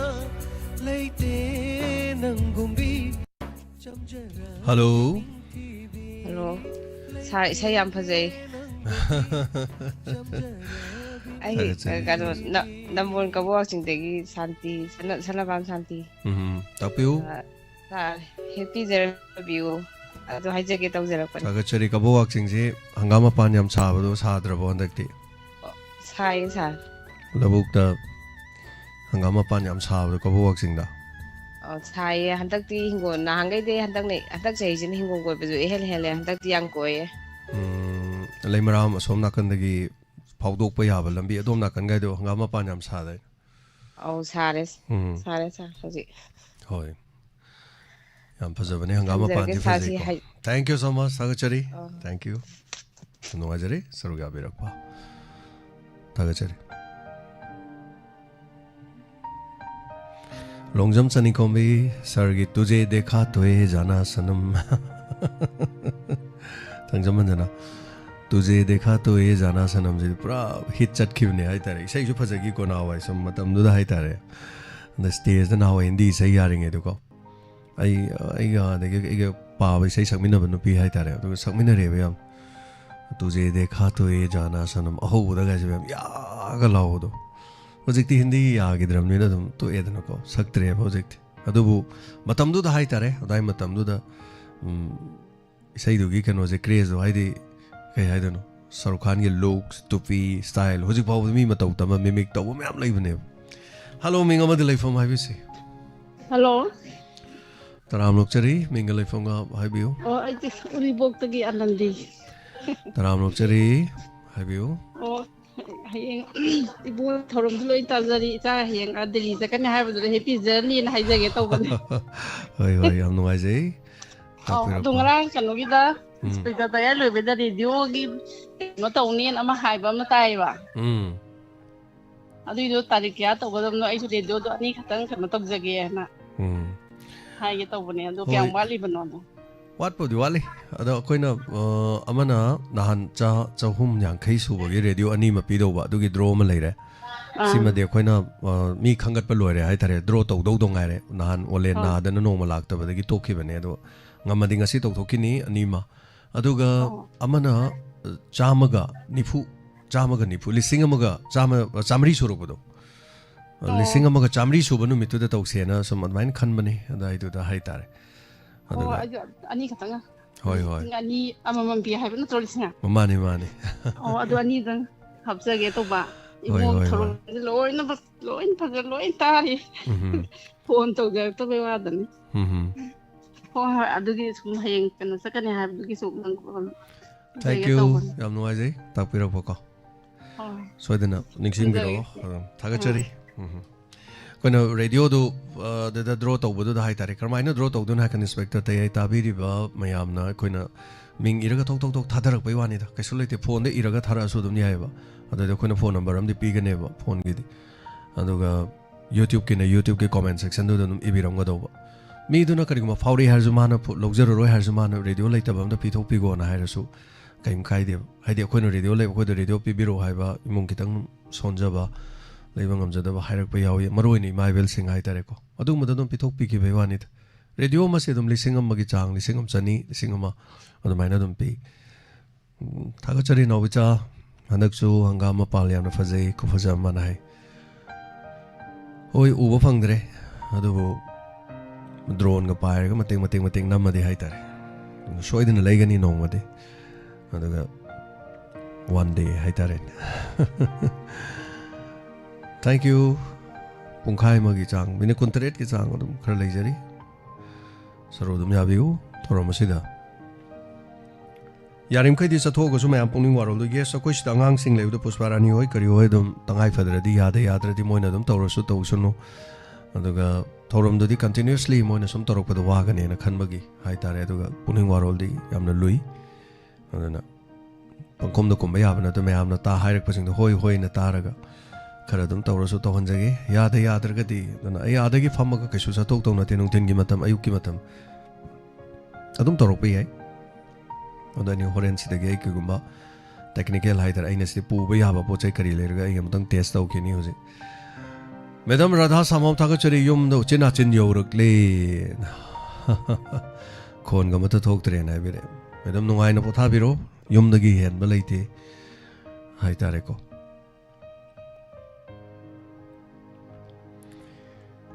Kabawak sing da sanari farm amasu ure ngarang social media da ai yam yengninge adana drone ama puraga chalaga sanari do paira na more di yam nungai ni ado chaning bana di lore matang matam ji cha da be drone du leita bagi haitare ne no bi cha drone wai ba du ye drone do no ma wai ba dum 5000 dum chatoi ni dan no khoi gi leira di tingoi do ni dan adana mafam jing je loina mak samna da kabawak sing gi wanati namo kamong da muk chatlo khajiri da muk chatlo adai awangjiri da muk chatlo foijing da muk chatlo chingning da muk chatlo laiton jam chatlo mafam hai tare ko sum koi explore to ba hai tare manipur sum mafam je adai gi di kari hai ni views me am je sum ut ba hai tare live views khonis to uli se ai khongjong gi koi ba du ne ba si jo khongjong gi pak chaw du sai khadan nate ai no uli je khongjong gi slope land leiri ba du da gi na khongjong gi keno leiri ba do adu ba u da ne hai tare diamond gi leiri ba mafam aduga war memorial da hai tare ko war memorial da gi na tai mo cha ba ne hai tare na china war memorial du ne ba tu hoji war memorial gi waris hello minga ma dilai fam hai biu boy ake boy mana ake gi ini mi mane ima ni ima thagachari tapiu ma tapiu isa hayeng chakene ha ju da mayam na sum haina rakut da nuksiman gi da na boy gi mana ka sela iba hoi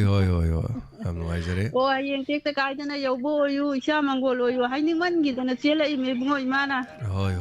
am no aizai thokna nuksi gara nungai gara phone di lai tam ni na dum tawbodi haite moy mana ke la ga sumai he khara ga marang lu tawrak ke na khali hoi nang on da phau ko phone du ne tawra I ji jo hoi ke boy gi nu pi da phau ba da changita da nungai gara isa gi thoram ji thok nungai gara lum ma ga ta bai du taw lai re ado isa na Delhi de hala kan de na khoi amuk tang la ke na khali ya do matam do haina ra ga boy da tawra ga la ke funny ma yam nungai sai saru ya bera ko si haning do taw bani nungai gara ma tham ga funny ha chai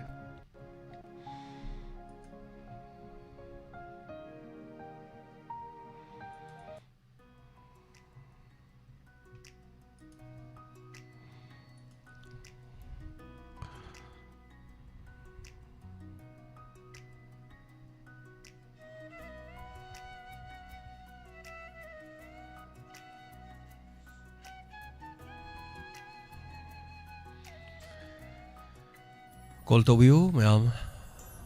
Actually, Taruga Biriba, ma'am, Pono Live to Liberium, Satrate Contraga Manga, Hanana Tagachari, Facebook Live to Liberium Sing Tagachari. Oh, Kalpana Limayum, Mrs. Tabo Uzay, Putaktahan Mangam the Vivani, Haitare. Hello. Hello. Sergeant, I don't get this. Aziz, have you? Sergeant, Sergeant, Tenensigo. Top of the arm, no, I've had that ago. The target home sing the show, a top by stopping it home sing the pull up to learn why boy ever go. Was I just among you had, I did put cherry, but among you, Joe, those horror. I did Upay the quick Babajana, I did wearing to Ramok, Yabri, Yamon, Yard. If the Bama Tarum don't want it, is an engineer doing that. Haragadum, Nampu, the Tali. Oh, Taraguma Krating Naga, young bit of row. Huh? Taraguma Karawang, the thing be you. Oh, come on, thing with you can't know the Oi, Babado, Toparam, I did no tap, no idea, then Sergeant Shooter standing here to Pavio and do them Taliba. I am a dice night, I did pulling you around and do it, Inspector Dice. Yeah, don't have a target, Pungam, and to get up, but what I don't tell them anything here. Hoi. The man Toya young Tadi, because I say. Yam noisy, Massy father was it, Quiggy was a Dananjoy, Makana, was uncle on the phone to be there. Magi dipole, no Quiggy, aerial dipole, Haitareko, Mahapaga. Tai and a high copy. Sabati Chang Mali, Madu Intenagi type the Hapaga Fatan, Tai Harry, Madugi technology as is a tola de talk to two of Zanido, Antenna or Tabi Warenida. Anyway, Bashachang Matabang,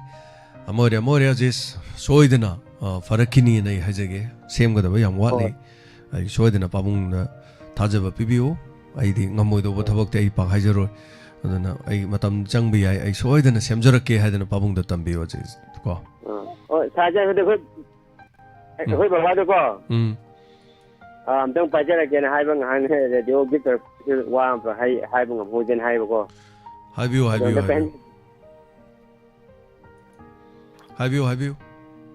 Hello. Oh. Yes, come to Hoi, was I am Noisery. I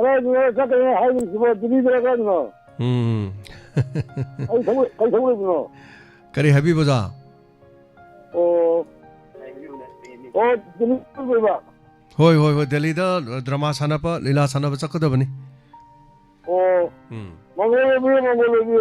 funny. Was there a cave of Kogi Sagi Lila Sing Jimoy? The lady was our gurus into the Kitayang Halugeton.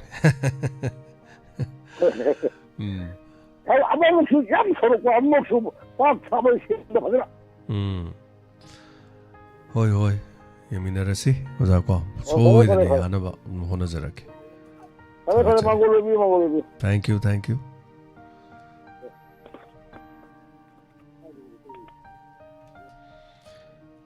Govin Nazo video on Tabiring. There was a key Socleto Hanyam Yao or Malin was a gani. Sabiro nosing ire was a key anganging the name was a key chocolate am the Pijaro Numeam. Pizza Biranu. Mong am Tadar Male. And now was Amazon Tagale, quick over in the Siertori. Mumming the top of the chocolate po hire downing. Han and Adam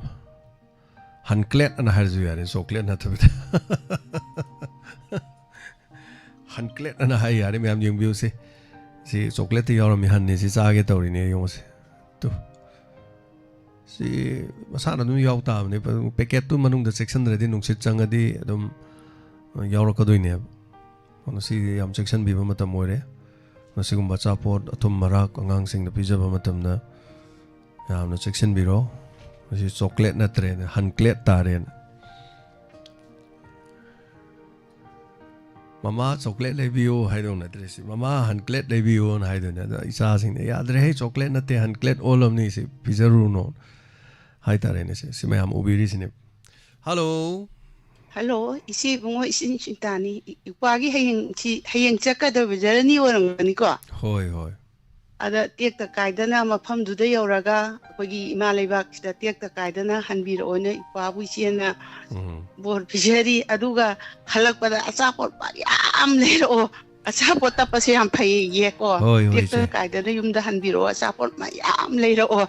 tapage mayang makoi lerake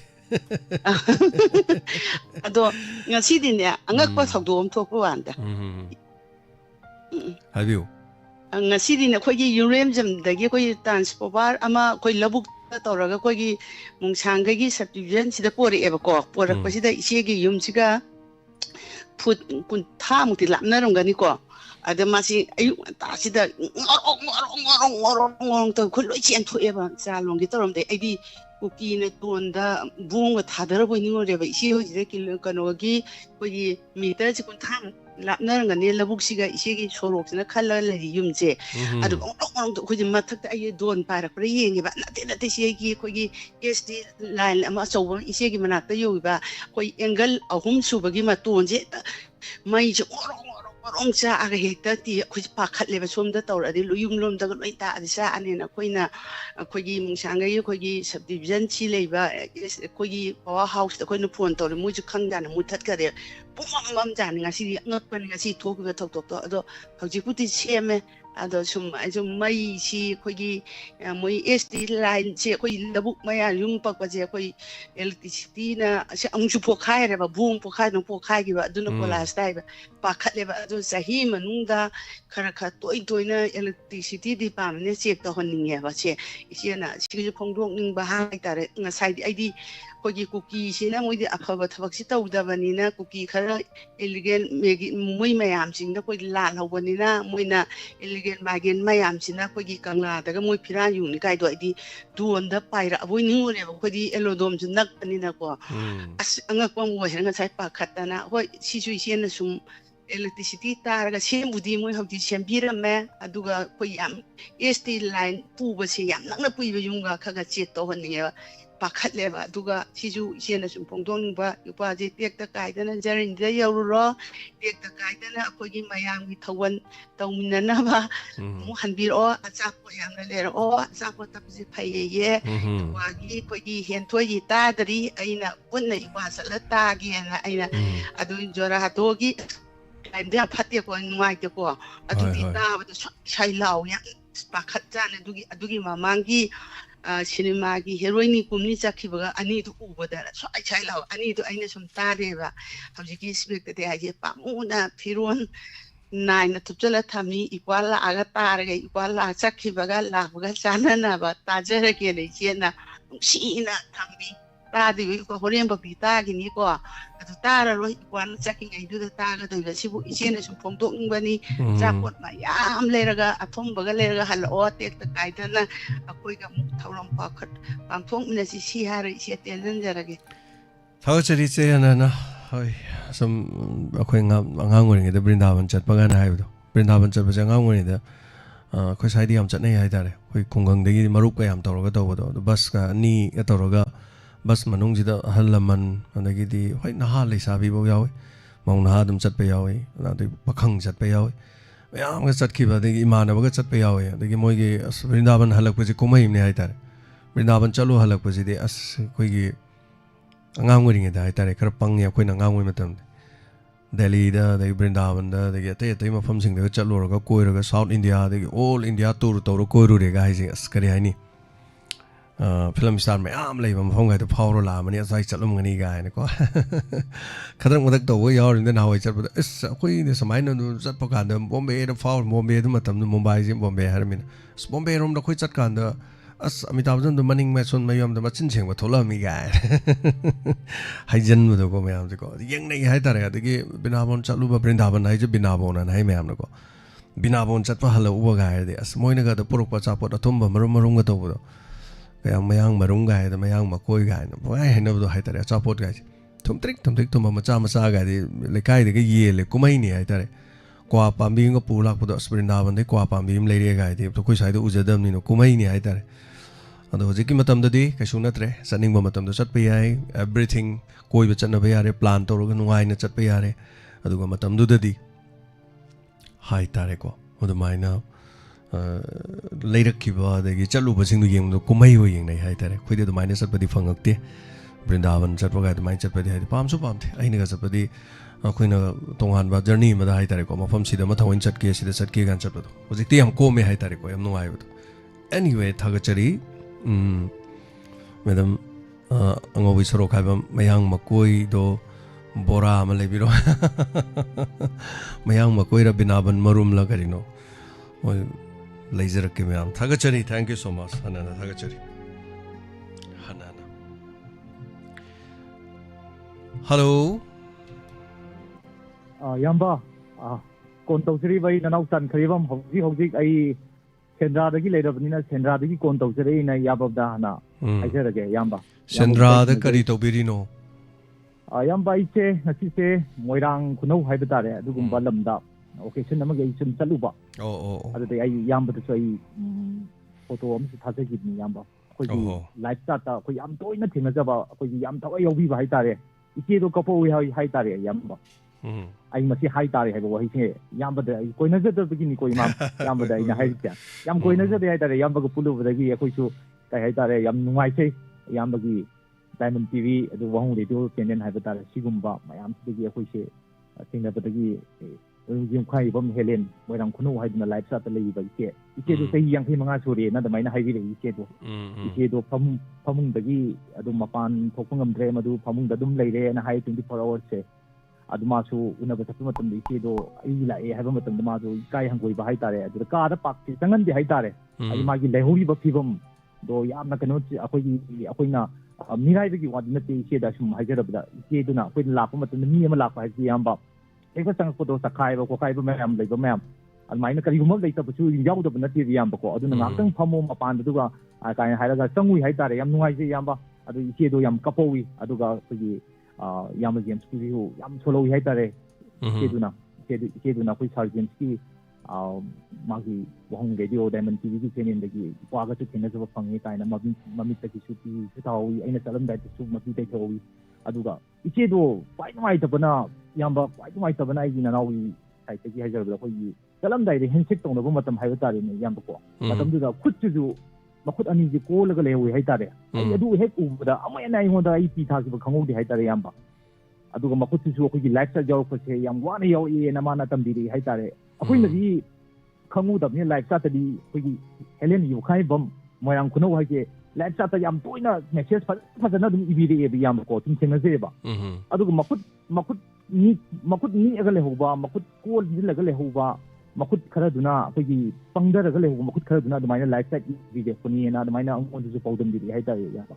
ꯑꯗꯨ ꯇꯥꯔꯨꯕꯁꯨ ꯌꯥꯝ ꯅꯨꯡꯉꯥꯏꯇꯦ ꯑꯗꯨꯒ diamond TV ꯋꯥꯍꯣꯡ ꯔꯦꯗꯤꯑꯣꯁꯦ ꯑꯩꯈꯣꯏꯒꯤ ꯏꯆꯦꯅ ꯍꯥꯏꯍꯧꯕꯗ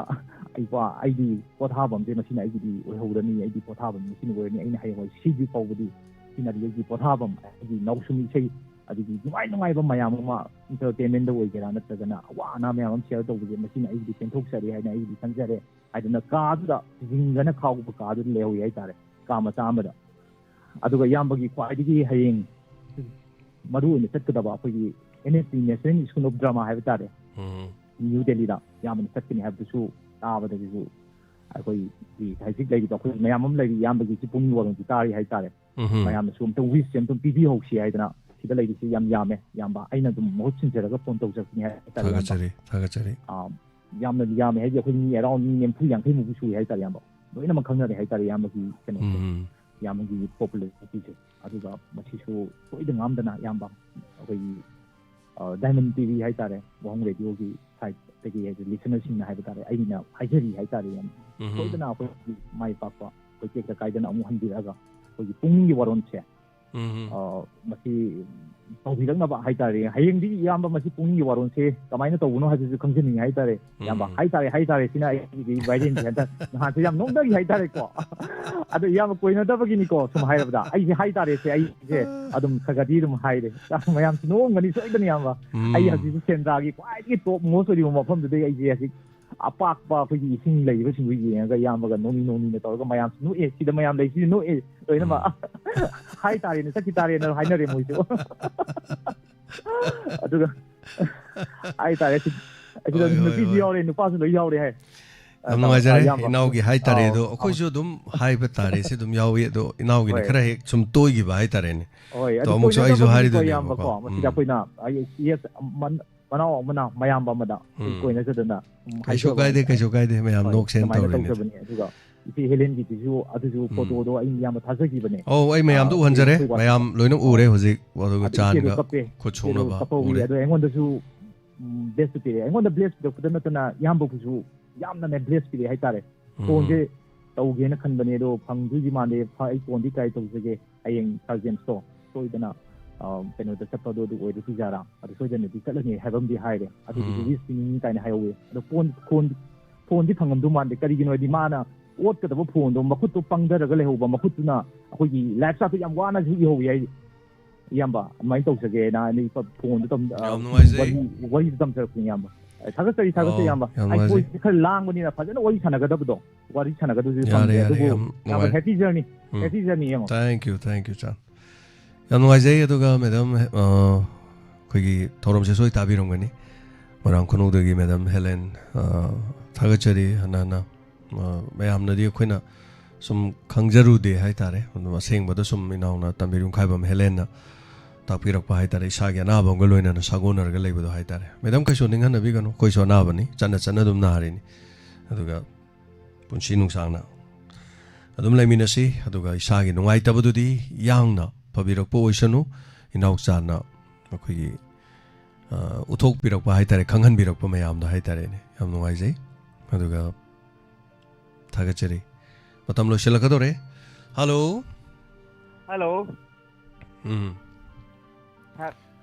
ꯍꯩꯔꯣꯛ ꯃꯌꯥꯏ ꯂꯩꯀꯥꯏꯗꯅꯤ ꯁꯥꯔ ꯇꯥꯛꯄꯤꯌꯨ ꯔꯥꯃꯤ ꯀꯧꯋꯦ ꯁꯥꯔ ꯍꯥꯏꯕꯤꯁꯦ ꯔꯥꯃꯤ ꯁꯥꯔ ꯍꯌꯦꯡ ꯆꯠꯈ꯭ꯔꯗꯤ ꯄꯨꯛꯅꯤꯡ ꯋꯥꯔꯣꯜꯒꯤ ꯃꯇꯝ ꯈꯔ ꯂꯦꯞꯄ ꯇꯥꯔꯦꯅꯦ ꯍꯜꯂꯣ ꯔꯥꯃꯤ ꯂꯦꯞꯇꯤ ꯂꯦꯞꯄꯣꯏ ꯑꯗꯨꯝ ꯀꯩꯅꯣꯃ ꯑꯗꯨꯝ ꯊꯣꯛꯄ ꯑꯗꯨꯝ ꯇꯧꯔꯛꯀꯅꯦꯅ ꯈꯜꯂꯦ ꯑꯩ ꯄꯨꯛꯅꯤꯡ ꯋꯥꯔꯣꯜ ꯌꯥꯝ ꯇꯥꯏꯌꯦꯕꯀꯣ ꯁꯥꯔ ꯑꯗꯨꯝ ꯇꯥꯕ ꯅꯨꯡꯉꯥꯏꯕ ꯍꯥꯏꯇꯥꯔꯦ ꯍꯣꯏ ꯅꯨꯡꯗꯥꯡꯒꯤ ꯊꯧꯔꯝ ꯁꯦꯀ꯭ꯔꯦꯇꯔꯤꯌꯥꯗꯤ ꯁꯥꯔ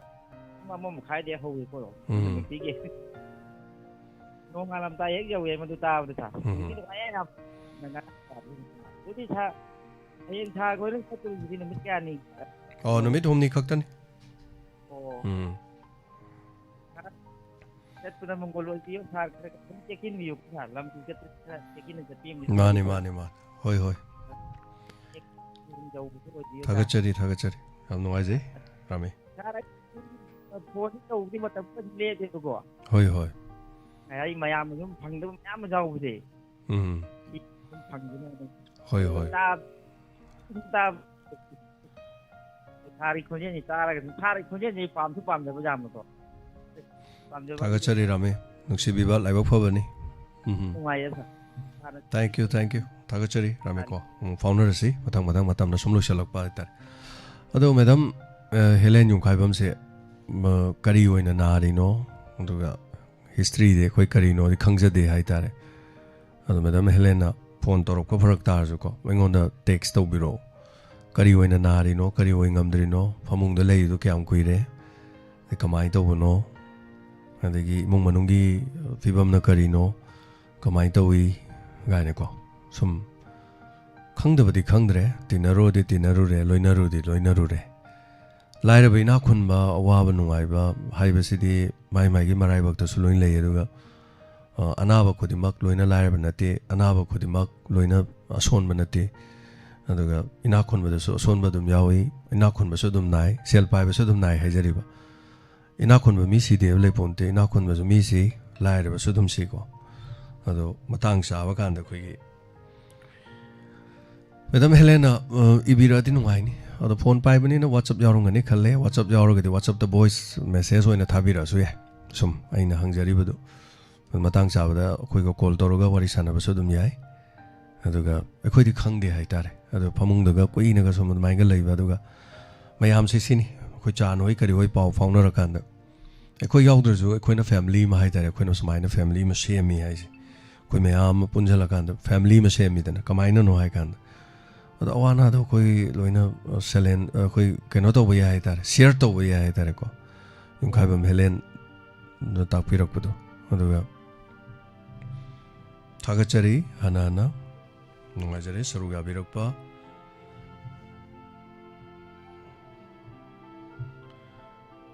749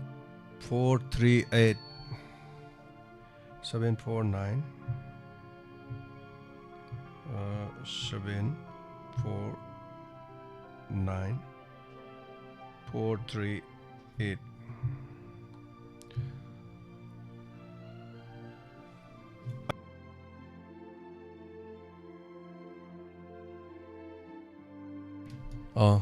Hello. Hello, sir. Taram Luxury. Sir, happy journey. Minga Leifam Gam Takanjagi. Sir, I không khuyên đấy cái babita đó nè. Taram Luxury babita. Thagachari Habirokpa. Sir, gi say dam fajaye do hana gi say do kata how the yawe do.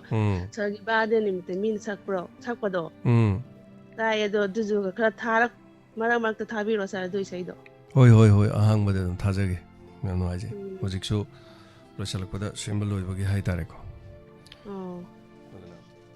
Thagachari amno ajari babita. Atai kari happening balai biri sina loibirabra. Sir, fajana sir ngana. Ai lagini ai.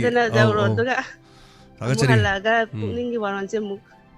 Kana tau se ta. Thagachari. Amno ajari. Chal yafa pibirok pa hai tare. Punamak loina subchan jaraga pibirok ta punamak family ki member punamak thagachari. Hana aduga haujiki wari do hai tare. Madam Helen gido ai sum nungaite hai tare. Nungaite do khoi khangde hai tare. Ado kashu sonda binu. Amutang di akhoi da kari no khara de haibiro means khara tambiro hai tare ko. Sigisi. Ado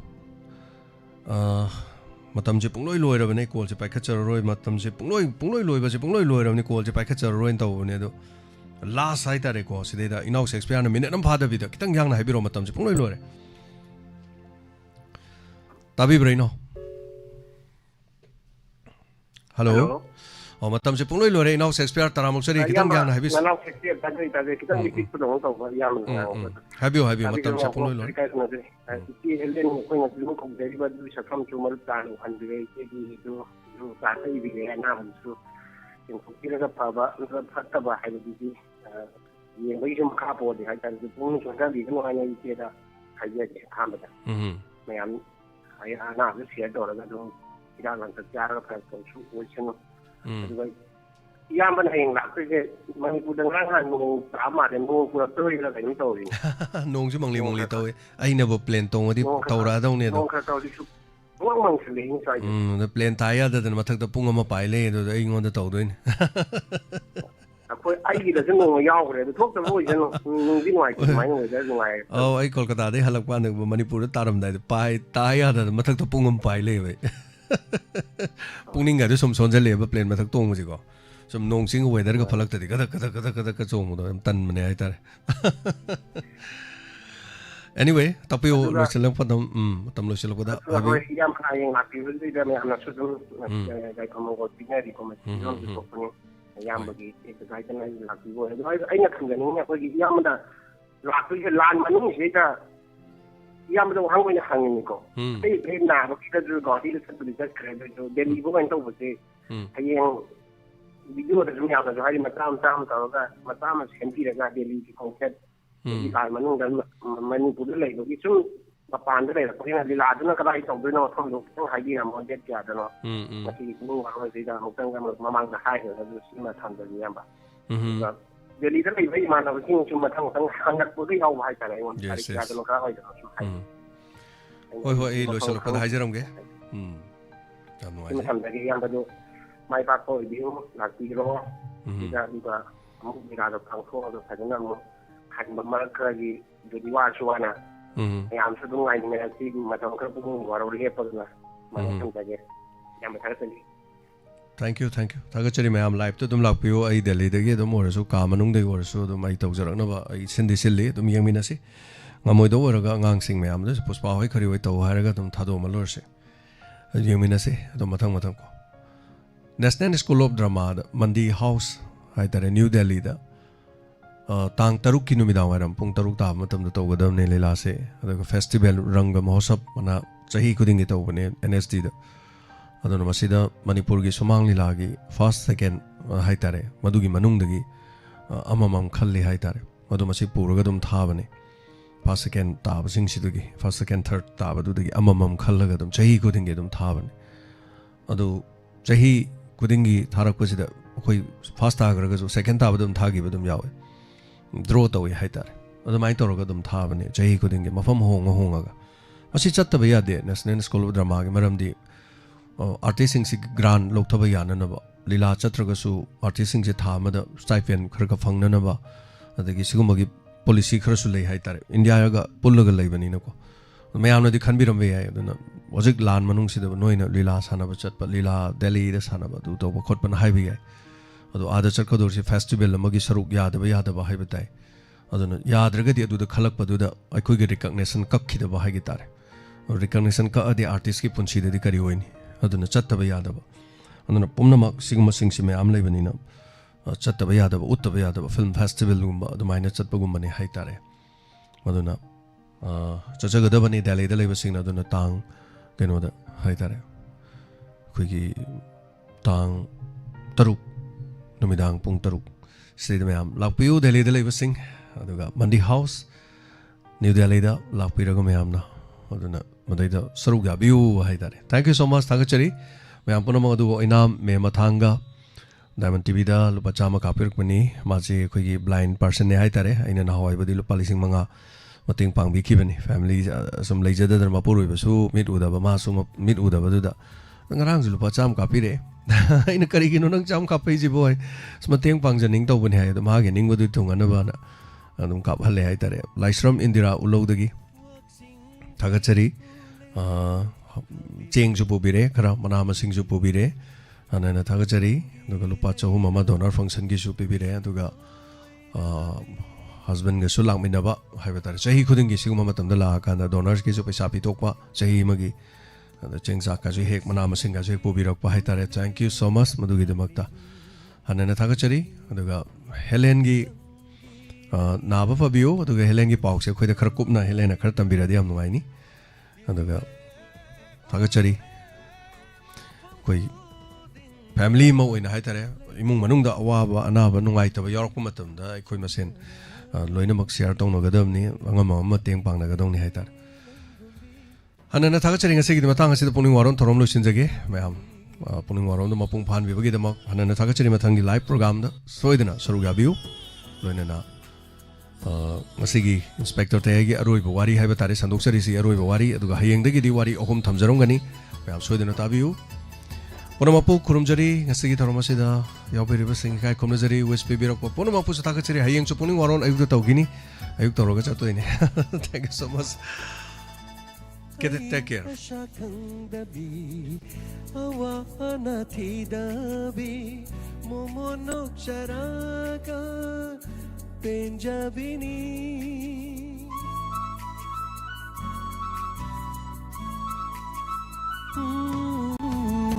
aing asyakang dabi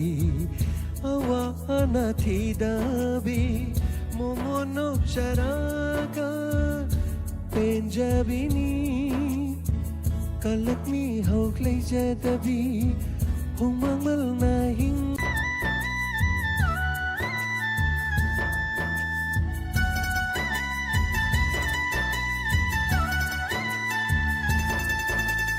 aigidi thawai oiribi nangtani aigidi unshigi oijage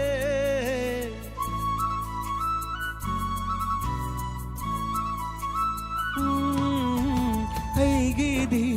thawai oiribi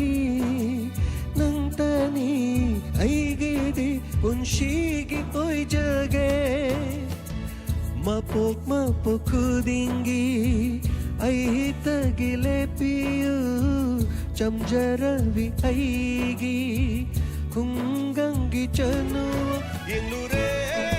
urure mafam khudinda leite nangumbi chamjaravi ningtibi leite nangumbi ꯆꯝꯖꯔꯕꯤ ꯅꯤꯡꯊꯤꯕꯤ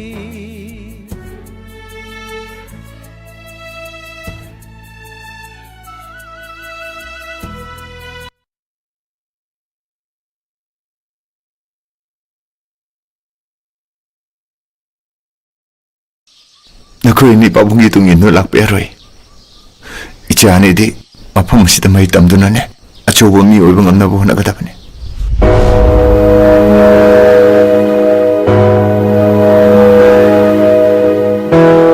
ꯑꯗꯨꯒꯅꯦ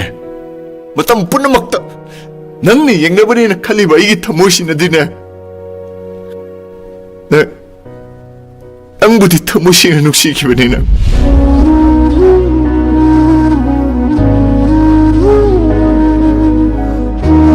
ꯕꯤꯃꯥ ꯏꯁꯨꯗꯣ ꯅꯪ ꯑꯩꯒꯤ ꯂꯥꯏꯕꯛꯇ ꯇꯝꯃꯝꯗ꯭ꯔ ꯃꯥꯜꯂꯦꯅꯦ ꯏꯟꯗꯣꯝꯆꯥ ꯌꯨꯝꯁꯤꯗ ꯂꯩꯔꯤꯕ ꯄꯣꯠ ꯈꯨꯗꯤꯡꯃꯛꯅ ꯅꯆꯥꯕꯨ ꯄꯣꯊꯥꯐꯝ ꯈꯪꯍꯟꯗ꯭ꯔꯦ ꯃꯇꯝ ꯈꯔꯗꯪꯗꯤ ꯅꯆꯥꯒꯤ ꯄꯣꯊꯥꯐꯝ ꯌꯦꯡꯖꯧꯔꯒꯦ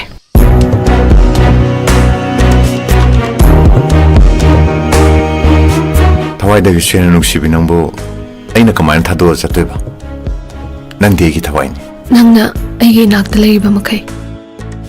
ꯑꯩꯒꯤ ꯄꯨꯟꯁꯤꯁꯤꯅ ꯇꯥꯏꯕꯪꯄꯥꯟꯁꯤꯗ ꯀꯩꯝꯇ ꯃꯤꯍꯧꯗꯦ ꯅꯪꯅ ꯊꯥꯡꯉꯤꯕ ꯈꯣꯡꯊꯥꯡꯗꯨꯅꯅꯦ ꯃꯩꯒꯤ ꯀꯣꯝꯗ ꯇꯥꯗꯅꯅꯕ ꯍꯥꯏꯅꯅꯦ ꯑꯩꯅ ꯁꯦꯟꯅꯔꯤꯕ ꯑꯩꯅ ꯁꯦꯟꯅꯗ꯭ꯔꯗꯤ ꯀꯅꯥ ꯁꯦꯟꯅꯗꯣꯔꯤꯒꯦ ꯑꯩꯁꯨ ꯃꯤꯅꯦ ꯑꯩ ꯑꯉꯧꯕꯤ ꯅꯠꯇꯤꯌꯦ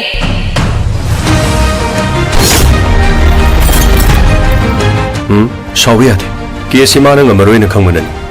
ꯃꯣꯏꯒꯤ ꯎꯀꯤꯜꯗꯨꯅꯁꯨ ꯑꯩꯉꯣꯟꯗ ꯅꯦꯒꯣꯁꯤꯌꯦꯁꯟ ꯇꯧꯁꯤ ꯍꯥꯏꯗꯅ ꯑꯩꯉꯣꯟꯗ ꯏꯪꯒꯣꯠ ꯄꯤꯔꯛꯄ ꯂꯩꯔꯕꯅꯤ ꯏꯃꯧꯁꯦ ꯁꯥꯒꯩꯁꯤꯒꯤ ꯂꯟꯅꯤ ꯅꯪꯅꯅꯦ ꯏꯃꯧꯁꯦ ꯇꯥꯊꯤꯇ ꯑꯣꯏꯅ ꯇꯧꯕ ꯌꯥꯔꯣꯏ ꯅꯣꯏ ꯂꯋꯥꯏ ꯊꯋꯥꯏ ꯄꯪꯗꯧ ꯇꯧꯕꯗꯣ ꯁꯋꯥꯏ ꯇꯧꯕ ꯌꯥꯕ꯭ꯔꯣ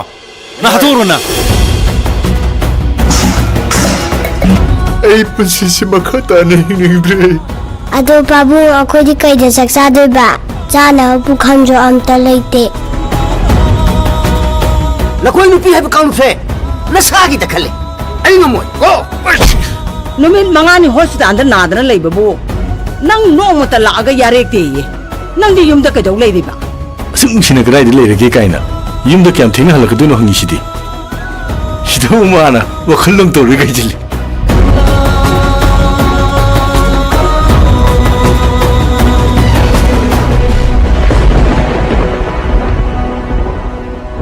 ꯅꯪꯒꯤ ꯁꯛꯇꯝꯁꯤ ꯎꯔꯒ ꯑꯩꯒꯤ ꯊꯃꯣꯏꯕꯨ ꯍꯦꯟꯅ ꯍꯦꯟꯅ ꯋꯥꯍꯜꯂꯦ ꯊꯣꯛꯏ ꯍꯦ ꯅꯤꯡꯁꯤꯡꯕ ꯀꯧꯕ ꯅꯍꯥꯛꯅꯁꯨ ꯃꯥꯕꯨ ꯑꯃꯨꯛ ꯍꯟꯅ ꯅꯤꯡꯁꯤꯡꯍꯜꯂꯅꯨ ꯃꯄꯣꯛꯁꯤꯃꯒꯤꯗꯤ ꯑꯩꯒꯤ ꯄꯨꯟꯁꯤꯗꯒꯤ ꯂꯥꯞꯅ ꯆꯠꯈ꯭ꯔꯣꯀꯣ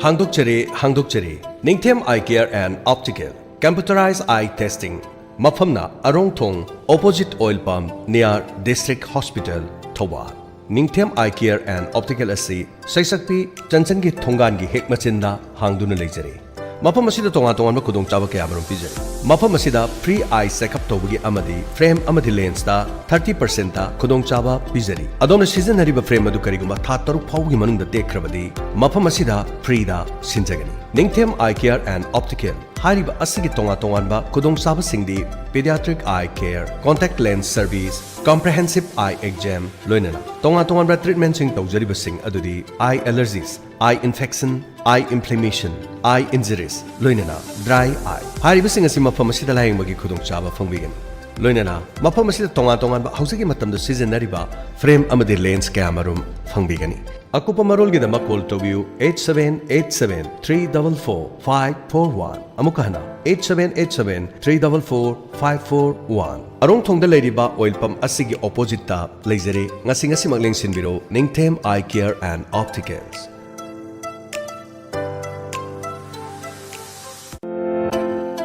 Admission open. Ruda Academy Thobal Wangmataba opposite Thobal College, Manipur. Ruda Academy Thobal gi chaliba chahi English singani kunga manga amadi kunga taruki oina. Play group tagi class 9 phawagi admission form thaba hujari. School asi CBSE da affiliate toraba class nursery dagi 12 phawagi tamba yaraba khudong chaba leiraba mafam amani. School asi da thamjariba khudong chaba singdi. Separate boarding facility for both boys and girls. Class khudimakta smart class ki khudong chaba leizari. Montessori playway method of teaching. Class 6 tagina class 12 phawada NCC ki class leizari. Amadi Art and Music ki class 2 dagina class 12 phawba khudong chaba pizari. NEET UG Z amadi NDA gi special class leizari. Matik charaba science amadi computer gi laboratories leizari. Ngasi maklakpiduna adom gi angang singbu ming sansinbi. Akupa marol gi damak 7640-871184 amukana 7640-871184 Ruda Academy Thobal Wangmataba opposite Thobal College, Manipur.